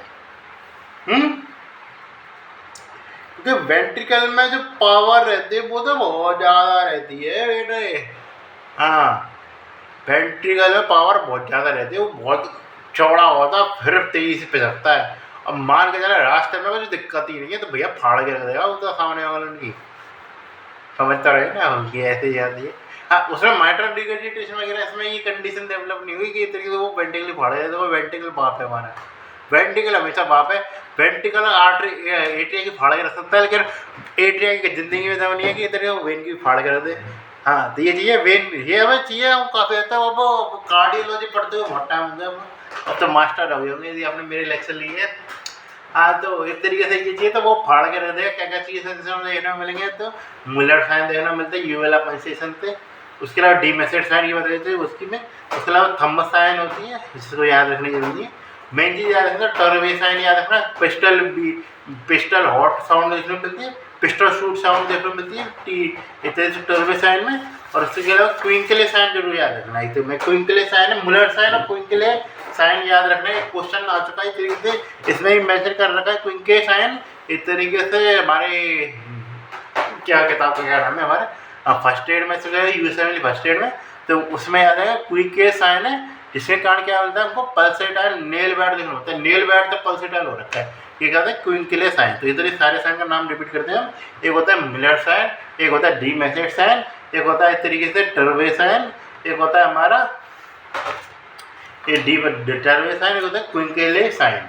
ये मेन जो चीज़ इसमें याद रखनी है इस तरीके से सिस्टोलिक ब्लड प्रेशर है बहुत तेजी से बढ़ेगा, लेकिन डायस्टोलिक ब्लड प्रेशर है वो डाउन जाएगा। क्यों डाउन जाएगा, इस तरीके से आयोटिक वाल्व है वो किसको साथ जोड़ा हुआ है एट्रिएशन, तो उसको वो रिगर्जिटेशन हो जाएगा, मतलब है इस तरीके से काफ़ी हद तक डायलेटेड होगा। मेन जो चीज़ है कि एसोसिएट कंडीशन से हिसाब लगा सकते हैं आप सब इन चीज़ों का, कि जो इस तरीके से किसमें मिले हाइपरटेंशन में देखने में मिल रही थी, एंडोकार्डाइटिस में कार्डिटिस का कुछ हो गया, अगर टोकासाइव मायोकार्डिटिस में मिल रही थी, इसमें इतनी बहुत ज़्यादा ब्लड इकट्ठा हो रहा है, कैविटी बढ़ जाती है, तो इस तरीके से उसमें बहुत तेज़ी से ब्लड निकलता है। और यदि मान के चले क्या हुआ, हमारा अच्छे से डायलेशन होगा तो पल्स प्रेशर है वो बहुत तेज़ी से महसूस होगा। यदि मान के चले डायस्टोलिक ब्लड प्रेशर कम हो जाता है, जो कि ज़्यादातर केस में हो जाता है ये।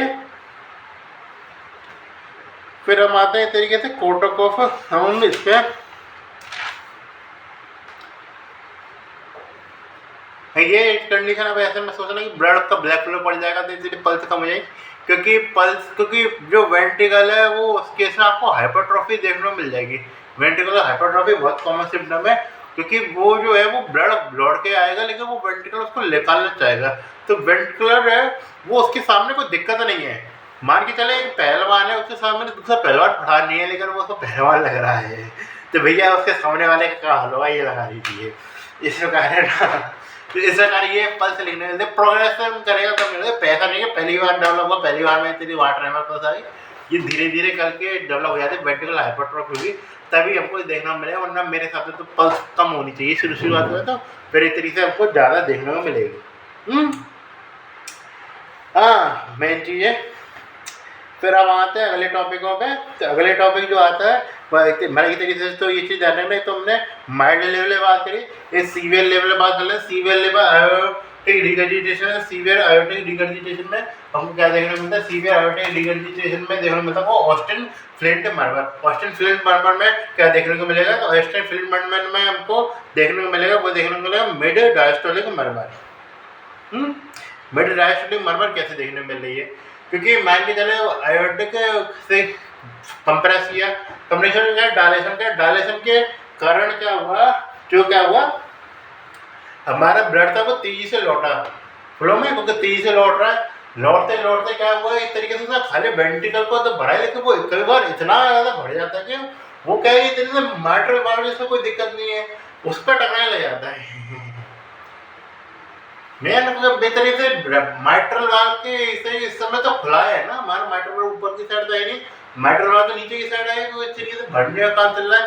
अब वो भर के इतना पहुंचा के इस तरीके से जो फ्लो वगैरह इधर से ब्लड फ्लो आ रहा था, नीचे से ब्लड को इतने तेजी से तो पहले बात तो उसका वेंट्रिकल का जोर है, वेंट्रिकल का जोर भले बैक फ्लो में हो लेकिन वो जोर तो जोर ही है ना वेंट्रिकल वाला, तो इस तरीके से वो फ्लो इधर आया, उससे इससे ज़्यादा तेजी से फ्लो इधर आ गया, इस तरीके से टकरा दिया एक तरीके से। इसी से डायस्टॉल में एक तरीके से शुरू शुरुआत में दिक्कत नहीं आएगी, शुरू शुरुआत में वेंट्रिकल तक पहुंचेगा, ब्लड वगैरह जैसे जैसे ऊपर पहुंचते पहुंचते इतना ऊपर पहुंच जाएगा कि तरीके से माइट्रल वाल्व तक को पे एक तरीके से माइट्रल वाल्व का जो डायस्टोल फ्लो हो रहा था एक तरीके उसमें दिक्कत क्रिएट कर देगा, एक तरीके से उसमें हार्ट साउंड क्रिएट कर देगा, वो एक तरीके सीवियर लेवल में क्या दी आयोटिक रिगर्जिटेशन कही जाती है। ठीक गॉट इट। इसे क्या कहते हैं, ऑस्टिन फ्लिंट मर्मर कहते हैं। हमको क्या पढ़ने मिलेगी ईसीजी पे, ईसीजी पे मैंने बताया था क्या देखने को मिलती है, ये लेफ्ट वेंट्रिकल एनलार्जमेंट कैसे पहचानते हैं, मैं बार-बार नहीं बताऊंगा। एस वेव V1 से और इस तरीके से आर वेव V5 V6 से हम क्या पहचानते हैं, तरीके से लेफ्ट एट्रियल एनलार्जमेंट पहचानते हैं। ईसीजी फाइंडिंग में अभी आपसे कोई पूछे इन्वेस्टिगेशन का फिर दोबारा बता रहा हूँ मैं, क्या रहेगी हमारे इकोकार्डियोग्राफी रहेगी जिसमें आपको लेफ्ट एट्रियल एनलार्जमेंट देखने को मिलेगा। ट्रीटमेंट के रूप में क्या यूज कर सकते हैं, ट्रीटमेंट के रूप में इसमें हार्ट फेलियर डेवलप हो रहा है कुछ हद तक, हिसाब लगा सकते हैं बहुत ज़्यादा ऊपर ब्लड जा रहा है, जितना ब्लड इस तरीके से पहुँचा नहीं पा रहा है, जबरदस्ती का लोड बढ़ रहा है, ब्लड पहुँचा तो पा रहा लेकिन उस पर लोड बढ़ रहा है, तो इस तरीके से क्या यूज कर सकते हैं, इस तरीके से हम IV फ्रोसेमाइड यूज कर सकते हैं, उसके अलावा सोडियम नाइट्रोक्साइड यूज कर सकते हैं वेसो डायलेटर के रूप में। ये चीज ध्यान रखना, इसमें इंट्रा आर्टियल बैलून पंप है वो कॉन्ट्राइंडिकेटेड है, और सिंपल बात है एक्यूट कंडीशन में तो इस तरीके से हमारा बीटा ब्लॉकर तो कॉन्ट्राइंडिकेटेड रहती है। क्रोनिक कंडीशन में एक तरीके से हम हाइपरटेंशन वाली ड्रग ले सकते हैं, एक तरीके से नाइट्रोग्लिसरीन यूज कर सकते हैं, एसी इनहिबिटर, एक तरीके से मोर्टेलिटी रिडक्शन वाली ड्रग है वो इस तरीके से यूज कर सकते हैं तरीके से, क्योंकि अब तक हमें काफ़ी हद तक कंजस्टेड हार्ट फेलियर वाले इस तरह सिम्टम हमको देखने को मिलते हैं। एक्यूट कंडीशन में जरूर याद रखना, एक्यूट कंडीशन में मैं फिर दोबारा बताऊँ, acute heart failure, bradycardia, Prinzmetal angina, COPD, इनमें बीटा ब्लॉकर कॉन्ट्राइंडिकेटेड रहता है। समझिए, इसलिए एक तरीके से जब भी हम इससे ना एक्यूट हार्ट फेलियर आपको देखने को मिलेगा, तो भले ही एक तरीके मोर्टेलिटी डिटेक्शन के लिए तो सबसे बढ़िया डिटेक्शन है। मेन तो इसमें मोर्टेलिटी है ना, वैसे तो कोई दिक्कत आई नहीं। लिवर जैसे सिंपल से ज़्यादा पाल कई तरीके से इतनी ज़्यादा चाहिए पंप कर पा रहा, तभी तो तरीके से वाटर हैमर पता भैया एकदम तोड़ ही दिए, सरिये तोड़े जा रहे हो, इतने तेजी से भेज रहा हो, इतने जोर लगा के भेज रहा हूँ भैया, बाप का मतलब बाप इतनी जोर लगा से भेज रहा है तो ब्लड को, तो वो चीज़ है। लेकिन सिम्टम नहीं आ रहे, सिम्टम यदि तब भी आ रहे तो लगेगा नहीं यूज करना ब्रेडी। और इतनी इसकी का मतलब है कि ब्रेडी कार्डिया है ना पर्टिकुलर उस कंडीशन में, ये भी तो सोच सकते हैं कि ब्रेडी ये उसके इतने ज़्यादा प्रॉब्लम लगाने के बाद जैसे ट्रैकी गाड़ियाँ भी होता तो इसलिए उसको दिक्कत आती नहीं ना, फिर हार्ट फेलियर डेवलप भी नहीं होता ना। ब्रेडी गाड़ियाँ है, ये भी तो सोच सकते हैं ब्रेडी गाड़ियाँ यदि नहीं भी है तो प्रोन तो है ना ब्रेडी गाड़ियाँ करने के लिए, ब्रेडी गाड़ियाँ के लिए वो ये चीज़ है। तो अब और कंडीशन पे आते हैं, वो आता है एक तरीके से हमारे पहली बात आते हैं ट्राइकस्पिड स्टीनोसिस पे। ट्राइकस्पिड स्टीनोसिस में को क्या देखने को मिलेगा, ट्राइकस्पिड में वही है हमारे मिड डायस्टोलिक का मरमर है वो देखने को मिलेगा। ट्राइकस्पिड स्टीनोसिस लगा लीजिए कहाँ का हिसाब हो गया, ट्राइकस्पिड स्टीनोसिस है एक तरीके से हमारा एट्रिया वाला स्टार्ट में चला जाएगा एक तरीके से। इसमें क्या होता है तो वेस हमको डायलेटेड देखने मिलेगी, और जो हमारे सिम्टम है इस तरीके से एडिमा वाले जैसे पहले तो जैसे सारा वो तो अपने तरीके से लंग्स वाले आ रहे थे, लेकिन अब क्या है इस तरीके से शरीर के नीचे वाले आपको आज देखने को मिलेंगे। इसमें क्या देखने को मिलेगा हमको पल्सेटाइल लिवर देखने को मिलेगा। इसमें हमको ट्राइकस्पिड स्टीनोसिस में मर गया नहीं समझे, ट्राइकस्पिड में पल्सेटाइल लिवर है वो देखने को मिलता है। और सिंकी सिंपल सी बात है, एक तरीके से उसमें लेफ्ट एट्रियल एनलार्जमेंट होगा तो ब्लड आ रहा है इधर से देखो आगे जा नहीं पा रहा है, तो इस तरीके से जब भी लेफ्ट एरिया पिट तरीके तो वेन्स है वो डायलेटेड देखने को मिलेंगे, तो वेन्स का डायलेशन होगा इस तरीके से लेफ्ट एरिया में प्रेशर में बात करते हो, इसलिए तो क्या देगा जुगुलर वीनस प्रेशर वो ज़्यादा देखने को मिलेगा, यानी कि लार्ज ए वेव आपको देखने को मिलेगी। बढ़िया। और कंडीशन आते हैं हमारी तो इस तरीके से लार्ज वेव देखने को मिलेगा, पल्सेटाइल देखने को मिलेगा, क्योंकि हम पल्सेटाइल लेवल प्री सिस्टोलिक होगा इस चीज़ में। यदि सिस्टोलिक हमको पल्सेटाइल लेवल सिस्टोलिक देखने को मिल रहा है तो वो इतनी ट्राइकस्पिड मेन जो इसमें क्वेश्चन आता है वो एंट्रो अंडर करने का आता है इस तरीके से चार आप वाले जैसे ट्राइकस्पिड पल्सेटाइल परमास्ट्रिया से परमारी जी के तो ट्राइकस्पिड स्टीनोसिस में तो मेरा प्री सिस्टोलिक पल्सेटाइल लेवल देखने को मिलेगा। मेन जो कॉज जो रहता है वो रहता है इस तरीके से परमोनरी आर्टरी हाइपरटेंशन रहता है इसके कॉज इसके डेवलप होने का। फिर इसको उसमें ज़्यादा पूछता नहीं है कोई, मेन जो इसमें याद रखना इस तरीके से क्या यूज कर सकते हैं जैसे सॉल्ट रेजिस्टेशन यूज करते हैं और डायूरेटिक्स है वो यूज किए जा सकते हैं, क्योंकि इस तरीके से फ्लूइड है वो ज़्यादा जमा हो गया इस तरीके से हमारे शरीर की और जगह भाग में उतना कंसर्न नहीं रहता, क्योंकि यहाँ पे एक तरीके पल्मोनरी वाल्व में एक तरीके हो जाता है तो उनको फटाफट ट्रीटमेंट करना होता है, इसमें उतनी ज़्यादा उतना ज़्यादा इमरजेंसी में मैं चल एमरजेंसी कंसिडर कर लिएगा क्या फर्क पड़ना। हाँ फिर अब आते हैं टाइगाटा भी रिगेजिटेशन में। रिगेजिटेशन में होता है तुम जैसे माइटर रिगेजिटेशन सुनेंगे ऐसे को यहीं पे सुनेंगे, तो माइटर रिगेजिटेशन में कैसे मरमर देखने को मिल रही थी हमको पेंसिस्टोलिक मरमर, इसमें भी हमको कहते हैं पेंसिस्टोलिक मरमर देखने को मिलेगी। इससे क्या कारण होता है कॉलर मैंने पहले बताया एक फंक्शनल वाला था एनुलर डायलेशन उसका, तो इस तरीके से और बाकी की हमको और क्या बोल देंगे तो REPC से याद रख सकते हैं, सी से जरूर याद रखना इस तरीके से क्या कार्सिनोइड सिंड्रोम में क्या आता है हमको ट्राइकस्पिड इंसफिशियंसी और पल्मोनरी स्टीनोसिस, ये ट्राइकस्पिड स्टीनोसिस और इंसफिशियंसी और पल्मोनरी स्टीनोसिस है वो देखने को मिलता है किसमें इसमें ट्राइकस्पिड इंसफिशियंसी ज़्यादा जरूरी ज़्यादा इंपॉर्टेंट एक्सपर्ट है तरीके से, मतलब ज़्यादा मतलब आपको खाली दोनों ऑप्शन दे तो ट्राइकस्पिड इंसफिशियंसी ज़्यादा चुन के आना है ट्राइकस्पिड में। और एक जो बात करते हैं वो आते हैं इस तरीके से सीवियर पल्मोनरी आर्टरी हाइपरटेंशन, क्योंकि इस तरीके से मैंने बताया था हाइपरटेंशन के केस में से बात कर रहे थे पल्मोनरी रिगर्जिटेशन डेवलप हो रहा था, या फिर जैसे उस वही बात करता हाइपरट्रॉफिक कार्डियोमायोपैथी के केस में डेवलप हो जाता है ना, क्योंकि याद है इतने बहुत ज़्यादा डायलेशन है उसी कारण वो खुला ही आ रहा है या फिर इतना प्रेशर है कि वो बंद ही नहीं हो पा रहा, ठीक है ना। तो ये चीज़ें रहते थे सीवियर लेवल पर होना चाहिए, पहले तो मैं बोल हल्का फुल्का नहीं होना चाहिए, सीवियर लेवल में पल्मोनरी आर्टरी हाइपरटेंशन है उसके कारण वो डेवलप हो जाता है। बाकी कोई कॉन्जेनिटल एनोमली तो आती है तरीके से, विल्फ पार्किंसन वाइट सिंड्रोम या इस तरीके से ईस्टिन एनोमली होती है। मैं ईस्टिन एनोमली याद है, विल्फ पार्किंसन वाइट सिंड्रोम रहती है, तो ईस्टिन एनोमली जरूर याद रखना। ट्राइकोसिस स्पिनोसिस के लिए मैंने अनइम्पोर्टेंट बताया, बाकी सबके लिए इंपॉर्टेंट बताया कोर्स तो मैंने ये है। बाकी रोमेटिक फीवर और रेड एस्मेटिक फीवर से जगह पूछ सकते हैं आप। ये क्लिनिकल फीचर क्या देखने को मिले हमको, तो उसमें विजिबल नेक पेंसेशन वगैरह आप हिसाब लगा सकते हैं, कुछ भी है, एब्डोमिनल वगैरह पानी बढ़ जाएगा और क्या है, एडिमा वगैरह डेवलप हो जाएगा, पीडल एडिमा वगैरह। मेन जो चीज़ देखने का कुछ जीवी वेव फाइंडिंग देखने को मिलता है। जीवी फाइंडिंग में आपको सीवी वेव देखने को मिलती है। क्यों? क्योंकि सीवी वेव का क्या कारण है, एक तरीके से उसमें हमारा एक तरीके एट्रिया जो कॉन्टैक्ट किया तब तो ब्लड आगे चला गया, ठीक है। लेकिन क्या है कि जब वो एट्रिया से ब्लड था वो बैक फ्लो करेगा, तब उसमें बहुत ज़्यादा तेजी से ब्लड है वो आएगा। ऐसे लगाइए जैसे हम जुगुलर वीनस पे तो रिकॉर्ड कर रहे हैं। अब मान के चलो एट्रिया ने ब्लड पहुँचाया, वीनस से ब्लड आया, तो वीनस में जब कॉन्ट्रैक्शन किया अपना, तो वीनस तो एट्रिया क्या था हमारा डायलेशन वाली पोजीशन पे था, जिसके कारण क्या हमको डिसेंट देखने को मिलना चाहिए था। कौन सा? ऐसे डिसेंट हमको देखने को मिलना चाहिए। तो क्योंकि किसके कारण होता है, एक तरीके से डायलेशन के कारण होता है एक तरीके से। अब एट्रिया में जब भी डायलेशन करने वाला था तो उसी जगह वेंट्रिकल कॉन्ट्रैक्शन कर दिया, कॉन्ट्रैक्शन के कारण जो था इस तरीके से ब्लड था वो काफ़ी तेज़ी से आया।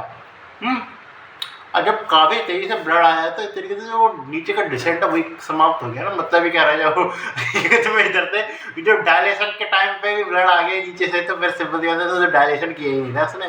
तो इस तरीके से क्या हो गया, इस तरीके से हमारा पीक पे एक और पीक आ गया।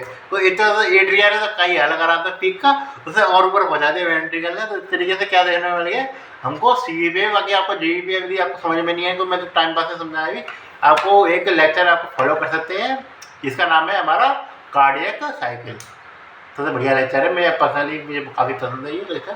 तो ये कार्डियक साइकिल वाला लेक्चर आप फॉलो कर सकते हैं और अच्छे समझ में आ जाएगा क्या है क्या नहीं। मतलब सी वेव कब देखने मिले, ए वेव कब देखने मिले, ये चीज़ ठीक है। अब आते हैं इस तरीके से अगले चीज़ों पे, पल्मोनरी स्टीनोसिस पे। पल्मोनरी स्टीनोसिस में एक चीज़ याद रखना, वो आपको याद रखना है इस तरीके से न्यूनम सिंड्रोम, ये सबसे इम्पोर्टेंट बात है। और कार्सिनो सिंड्रोम के लिए तो बातचीत कर ही रहे थे। हाँ ठीक है। इतने रोमोटिक के लिए याद रखना, पहले माइट्रल पे तो करते ही, उसके बाद सेकेंडरी में आपको याद रखना है इस तरीके से आयोटा में, फिर टर्सरी पे आपको जाना है इस तरीके से ट्राइकासिड है, फिर लास्ट में आपको जाना पल्मोनरी पे। यानी कि पल्मोनरी वाले केस में आपको एक ऐसी कंडीशन है जहाँ पे आप अब अवॉइड कर सकते हैं रोमोटिक लिखना, क्योंकि काफ़ी कुछ हर कंडीशन में रोमोटिक लिखेंगे एग्जामिनर भी पूरा आएगा।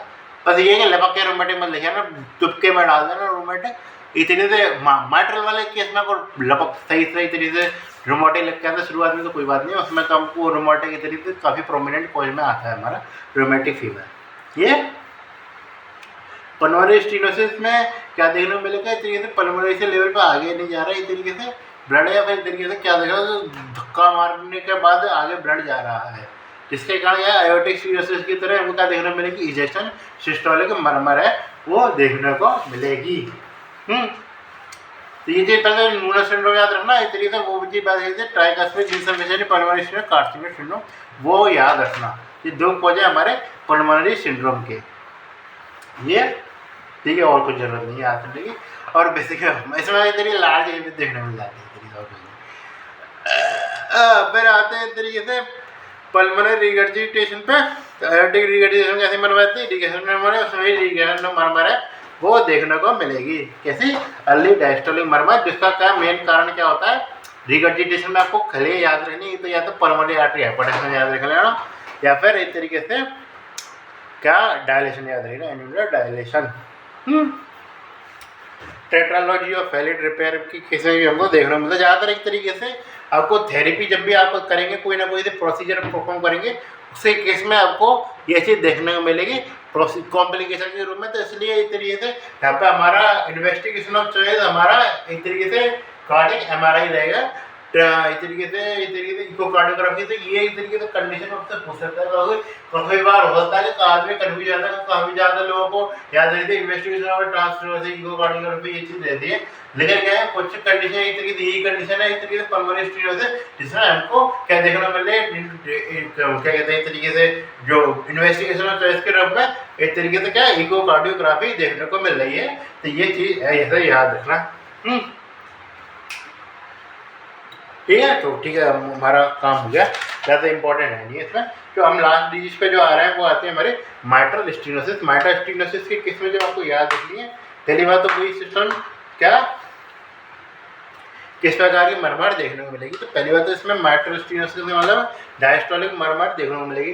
डायस्टोलिक मरमर कैसे देखने को मिलेगी, आपको ये चीज़ देखने को मिलेगी, इसको पहले ऊपर जाएगी, पहले ओपनिंग स्नायु के टाइम पे, फिर नीचे आएगी, फिर दोबारा ऊपर जाएगी मरमर के नाम पे।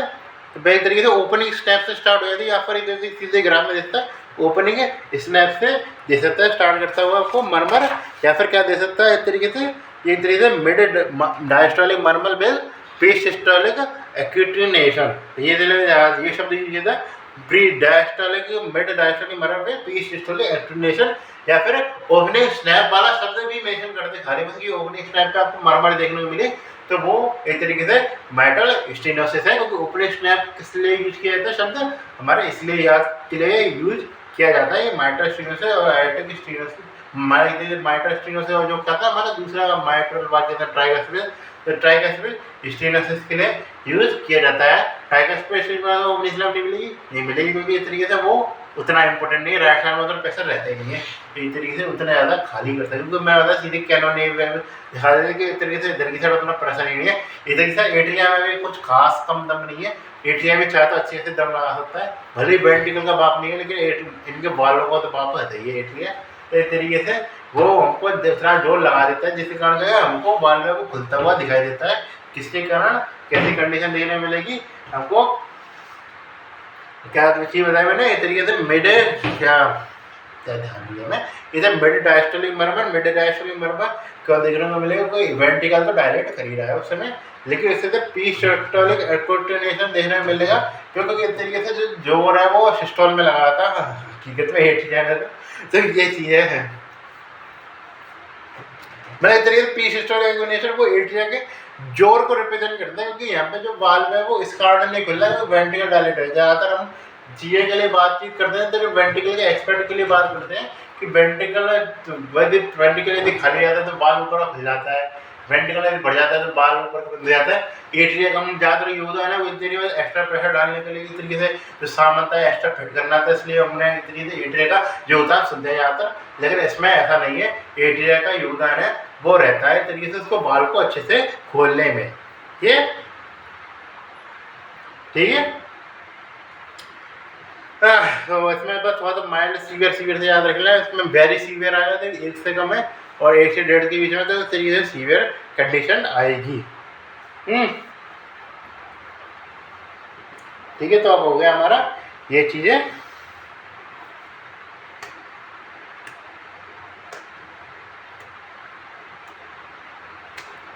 अलग अलग क्या कंडीशन देखने मिल सकती है, तो ये चीज़ ध्यान रखना। ईसीजी क्लिनिकल फीचर के नाम पे दिए इफेक्टिव टॉलरेंस डिसएप्नियाइजेशन और सोने ये तो मिल रही थी। बाकी आपको क्या देखने को मिलेगी, लेफ्ट एनलार्जमेंट आपको देखने को मिल सकता है इस तरीके से, और क्या देखने को मिल सकता है, एट्रियल फिब्रिलेशन भी देखने को मिल सकता है, क्योंकि लेफ्ट एट्रियल एनलार्जमेंट उसमें भी आता है ये। और क्या देखने को मिलते हैं हमको, राइट हार्ट फेलियर भी डेवलप कर देता है इस तरीके से सीधे, ये क्लॉट वगैरह का ना एंकल एडी में भी देखने को मिल सकता है ये चीज़। डायगेशन आ जाता है, इतना ही है। हाँ, एपेक्स बीट जरूर याद रख लेना किस प्रकार मिलेगा हमको, टैपिंग टाइप देखने को मिलते हैं। एपेक्स बीट में बताया था एक बार किस प्रकार है सब जगह। तो यदि आपको एपेक्स बीट देखे किस प्रकार की हीविंग एपेक्स बीट, तो आपको याद रखनी है माइट्रल एओर्टिक स्टीनोसिस और आयोटिक रिगर्जिटेशन। यदि आपको हाइपरडायनामिक एपेक्स बीट देखे तो आपको क्या याद रखनी है, माइट्रल रिगर्जिटेशन। यदि आपको क्या देखने को मिले, आपको टैपिंग टाइप देखने को मिले, टैपिंग टाइप। तो एपेक्स बीट का जो रोल है इस तरीके से लेफ्ट साइड में तो रहेगा ना, इसे लेफ्ट साइड की सारी याद रख सकते हैं इस तरीके से। उसमें क्या मिलेगा, टैपिंग टाइप माइट्रल स्टीनोसिस में देखने को मिलेगी। किस प्रकार का स्प्लिट देखने को उसको नैरो स्प्लिट देखने को मिलेगा S1, क्योंकि इस तरीके से लेफ्ट साइड वाली है ज़्यादा ब्लड आए रुकेगा इस तरीके से, पहले ज़्यादा ब्लड आएगा इस तरीके से कीजिए। क्योंकि मेन जो कम ब्लड कब आता है, क्योंकि कम ब्लड तब आता है जब वो हमारा इस तरीके से सप्लाई करने में फेल हो गया, लेकिन ऐसा फेल नहीं हुआ। एट्रिया ने तो फेब्रिलेशन कराओ अपना, क्योंकि मेन जी एट्रिया फेब्रिलेशन होने की संभावना बहुत ज़्यादा बढ़ जाती है, मिलने की संभावना, क्योंकि एट्रिया को बहुत ज़्यादा जोर लगाना पड़ा इस तरीके से माइट्रल से आगे ब्लड भेजने में। क्योंकि वैसे तो ऑप्शन आती है रेड साइड में ज़्यादातर हमको ट्राइगेस्ट्रियोसिस से नहीं मिलती है, ट्राइगेस्ट्रियोसिस तो नहीं मिलती है ऐसी मरमर, हमको कैसे मिले थे मेडिडायस्टोलिक मरमर ही देखने को मिलती है। इसमें था ना, इसमें भी मेडिडायस्टोलिक मरमर तो इसमें भी देखना मिले उसकी तरह, लेकिन हमको प्रीशिफ्टेड एक्यूनेस्ट को देखने मिलेगा। एट्रिया ने जो लगा कुछ ना कुछ ब्लड जरूर भेजा, उसमें उतना ब्लड नहीं भेजा उसने, उसमें जो ब्लड आया इधर तो डायलेशन ही कारण आया था खाली, लेकिन इसमें डायलेशन ही कारण तो आया ब्लड थोड़ा बहुत, लेकिन उससे जो मेन जो ब्लड था वो इस तरीके से उसका एट्रिया ने जो लगाया था इसी कारण आया ब्लड। इसी कारण आपको माइट्रल वाल्व वगैरह की इसकी कंडीशन में देखने को मिल जाती है। क्या देखने को मिलेगा, लेफ्ट एट्रियल एनलार्जमेंट देखने को मिलेगा, जिसमें क्या पी माइट्रल है उनको देखने को मिल जाता है। ठीक है, इस प्रकार हमारा हो गया इस तरीके से काफ़ी हद तक टॉपिक पूरा। मैनेजमेंट की बात करते हैं तो मैनेजमेंट यदि सीवियर लेवल ऑफ कंडीशन है तो इस तरीके से यदि क्या यूज़ करते हैं, परक्यूटेशन माइट्रल वॉल्वेटोमी यूज़ कर सकते हैं। और यदि मान के चले वो उसने ट्रीटमेंट नहीं लिया, कैल्सिफिकेशन हो गया, तो उसके लिए क्या यूज़ करेंगे, तो तब ये कॉन्ट्राइंडिकेटेड हो जाएगा। तो फिर क्या आएंगे, प्रोस्टेट हार्ट वाले में हमको हार्ट वाल भी दूसरा लगाना पड़ेगा, उससे काम नहीं चलेगा वाल्वोटोमी से, हमको हार्ट वाल बदल के दूसरा लगाना पड़ेगा। इसमें क्या मेटेलिक भी यूज़ कर सकते हैं और उसके अलावा बाई प्रोस्टेट भी यूज़ करते हैं। ये चीज़ बात पूरा सर्जरी तो करके परफॉर्म कर नहीं रहे, थोड़ा सा नाम पता होना चाहिए। ये अब आते हैं चलिए तो जनरल ओवरव्यू देते हैं मरमर के बारे में। तो देखिए टाइप्स ऑफ मरमर की बात करते हैं, मिड डायस्टोलिक मरमर की बातचीत कर रहे हैं। चलो अब इसमें हमने काफ़ी हद तक पढ़ लिया। एक टॉपिक और बात कर लेता हूँ मैं, एट्रियल मिक्सोमा। एट्रियल मिक्सोमा में क्या देते हैं, को ट्यूमर पल्प साउंड है। उसमें मैं बता दूँगा, जब मैंने इसे पूरा साइकिल डेवलप किया था बताया था, तो मैं थे मिड डायस्टोल में ये मरमर देखने को मिल रही थी। मिड सिस्टोल के केस में क्या होता है, atrial valve mitral valve plus याद रहते थे। फिर अब मिड डायस्टोल के केस में भी आपको मरमर याद रहता था। मिड डायस्टोल में कौन सी मरमर देखने को मिलती है, ट्यूमर पल्प साउंड देखने को मिलती है। जिसमें क्या होता है, इस तरीके से जब भी डायस्टोल होगा इस तरीके से जो फ्लूइड है वो भरने लगेगा। तो फ्लूइड जब भरने लगेगा तो क्या होगा, इस तरीके से जो एक तरीके से जो ट्यूमर डेवलप हो गया था वो एक तरीके से वाल्व पे डेवलप नहीं हुआ था। इस तरीके से वो वाल्व पे डेवलप नहीं होता। एट्रिया की जो इस तरीके से हमारे कौन सा वाल्व रहता है, एट्रिया पे माइट्रल वाल्व रहता है। माइट्रल वाल्व पे वो ट्यूमर है वो डेवलप नहीं हुआ था। वो डेवलप जो हुआ था वो हुआ था इस तरीके से एट्रिया के अंदर डेवलप हुआ था, लेकिन वो क्या वाल्व के पास था। तो मान के चला जैसे मैं डायस्टोल में था तो एट्रिया से बहुत तेजी से ब्लड है वो फ्लो करने लग जाता है वेंट्रिकल में। तो वेंट्रिकल में जब भी तेजी से फ्लो करने लग जाता है तो ट्यूमर पे कुछ ना कुछ मास है वो इस तरीके से जाता है, नीचे आता है और टकराता है। ये उसको पहचानेंगे कैसे इस तरीके से, तो काफ़ी कॉमन सेंटर में इस तरीके से काफ़ी बार ओवरलैप कर सकते हैं। जैसे मैंने बताया हाइपरट्रोफिक कार्डियोमायोपैथी उसके संग ओवरलैप कर जाती है हमारे आर्टिफिशियल, ये भी इस तरीके से ओवरलैप कर जाता है काफ़ी ज़्यादा माइट्रल स्टीनोसिस। तो इसको पहचानेंगे कैसे, ये बात है। सिर्फ पहचानने में जब भी आता है इस तरीके से शब्द यूज किया जाता है कि उसको क्या है कि जब भी वो स्टैंडिंग पोजीशन में आएगा उसको क्या राहत नहीं मिलेगी, उसको क्या सिम्टम में बढ़ते लगे। क्योंकि जैसे स्टैंडिंग पोजीशन में आएंगे इस तरीके से जो वाल्व है नीचे ट्यूमर वो नीचे की तरफ खिसकेगा और खिसकेगा वाल्व को बंद करेगा। वाल्व को बंद करके उसमें ब्लड सप्लाई है वो रुकेगी और सिम्टम है वो वर्सन होते हुए देखने को मिलेंगे। मानिए चलिए वो लाइन डाउन पोजीशन में तो वाल्व पीछे जा रहा है, पीछे जाने का जब मैं बाल बार यूज कर रहा हूँ मैं बाल की तैयार होगी ट्यूमर है वो तो पीछे जा रहा है, जिसके कारण आपको सेंटर में कुछ ना कुछ है वो रिलीफ है वो जरूर देखने को मिलेगा। तो ये चीज़ तो एट्रियल मिक्सोमा की टर्मिनोलॉजी जरूर याद रख लेना। मरमर के नाम पर मैं ध्यान नहीं कौन सी मरमर है, लेकिन ये चीज़ आप पता कर सकते हैं। इतनी मतलब हमको इतनी बीच में साउंड देखने मिलती है मिड डायस्टोल में, ये चीज़ मैं ध्यान नहीं है, इसको थोड़ा सा देखना पड़ेगा। ये चीज़ है ट्यूमर पल्प साउंड की इस तरीके से याद रहना। ठीक तरीके से ट्रीटमेंट के क्या सर्जिकल रिप्लेसमेंट कर सकते हैं, ठीक है।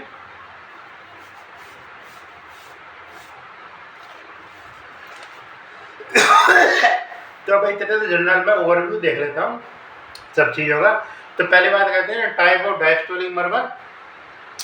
सबसे पहले आती है हमारी अर्लिक डायस्टोलिक मरमर। अर्लिक डायस्टोलिक मरमर में कौन सी देखने को मिल रहे थे हमको, एक तरीके से वो मिल रहे हैं हमको ग्राम स्टील मरमर, या फिर किसके कारण देखने को मिलेगी हमको टेंशन के कारण से पल्मोनरी रिगर्जिटेशन में एओर्टिक रिगर्जिटेशन। ग्राम स्टील जो मरमर है वो देखने को मिलती है हमको इंक्रीज पल्मोनरी हाइपरटेंशन के कारण ग्राम स्टील मरमर है। ये चीज़, ये टर्मिनोलॉजी जरूर याद रखना। ग्राम स्टील मरमर किसके कारण देखने को मिलती है, इसके कारण। और एक तरीके से पल्मोनरी रिगर्जिटेशन उसमें तो हमने पढ़ा था आर्टिकल में, अर्ली डिक्रीसेंट जो मरमर है वो देखने को मिल रही थी। फिर हम बात करते हैं इस तरीके से किसके, इस तरीके से माइल्ड वाले की, मतलब एक तरीके से मिड डायस्टोलिक मरमर की। तो मिड डायस्टोलिक मरमर में जो में ऑस्टिन फ्लिंट मरमर यूज करते हैं। उसके अलावा एक और जो मरमर आती है कैरी कूस मरमर, जो कि इस तरीके से कैरेक्टरिस्टिक होती है हमारे रूमेटिक हार्ट डिजीज की। तो रूमेटिक हार्ट डिजीज बालों को तो परेशान कराई, उसने अपने तरफ से एक और मरमर है वो क्रिएट कर दी।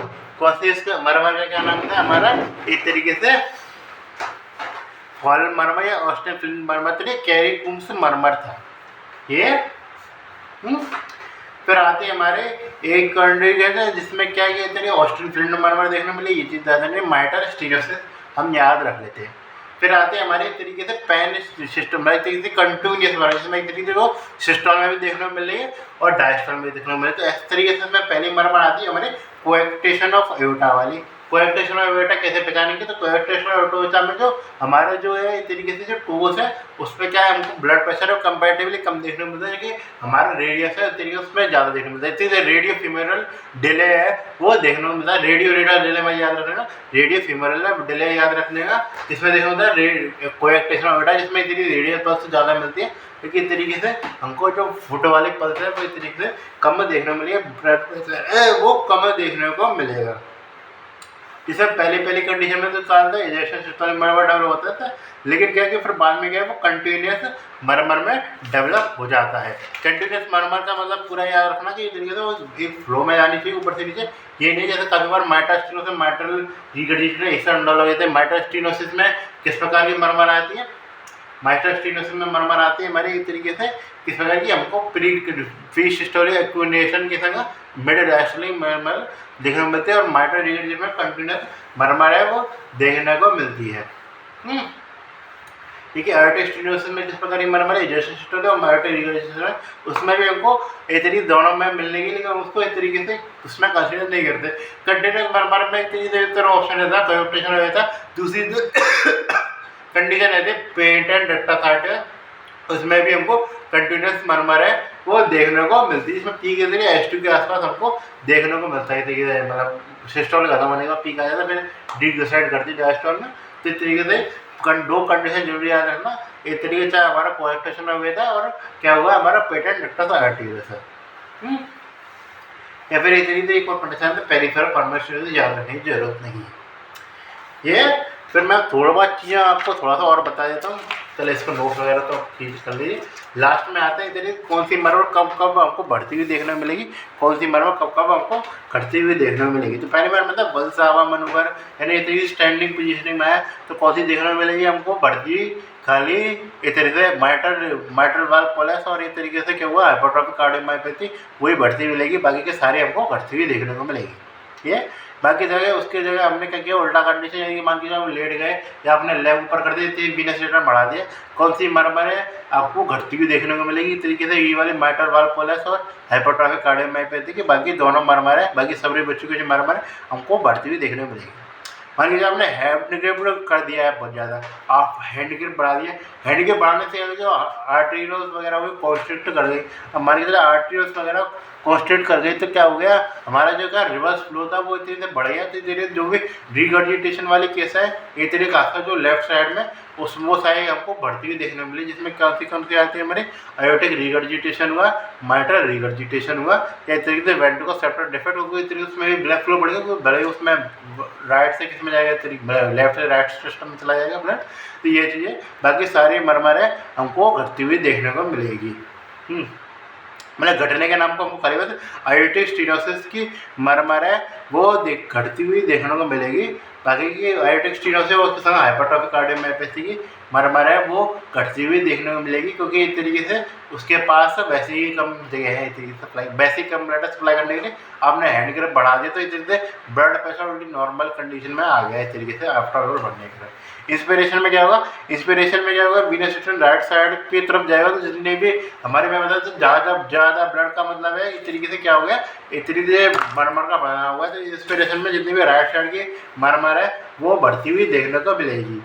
हाँ, ये चीज़ जानेंगे स्टैंडिंग वगैरह उस कंडीशन में हमको दोनों एरिया में हमको इस तरीके से ब्लड है वो बढ़ता हुआ देखने को मिलता है, जबकि इसमें इंस्पिरेशन का खाली में आपको खाली राइट साइड में देखने को मिलता है ब्लड में। इसमें कन्फ्यूजन हो रहा है ना। तो इंस्पिरेशन में आपको जितनी भी राइट साइड वाली मरमर है वो बढ़ती हुई देखने को मिल रही है, लेकिन उस कंडीशन में आपको सारे के बाकी बची कुछ चीज़ें इंस्पिरेशन में हमको लेफ्ट साइड वाली मरमर है वो घटती हुई देखने को मिलेंगी। ठीक है, बहुत हो गया, मैं भैया बोलते बोलते थक आ गया। ठीक है सर।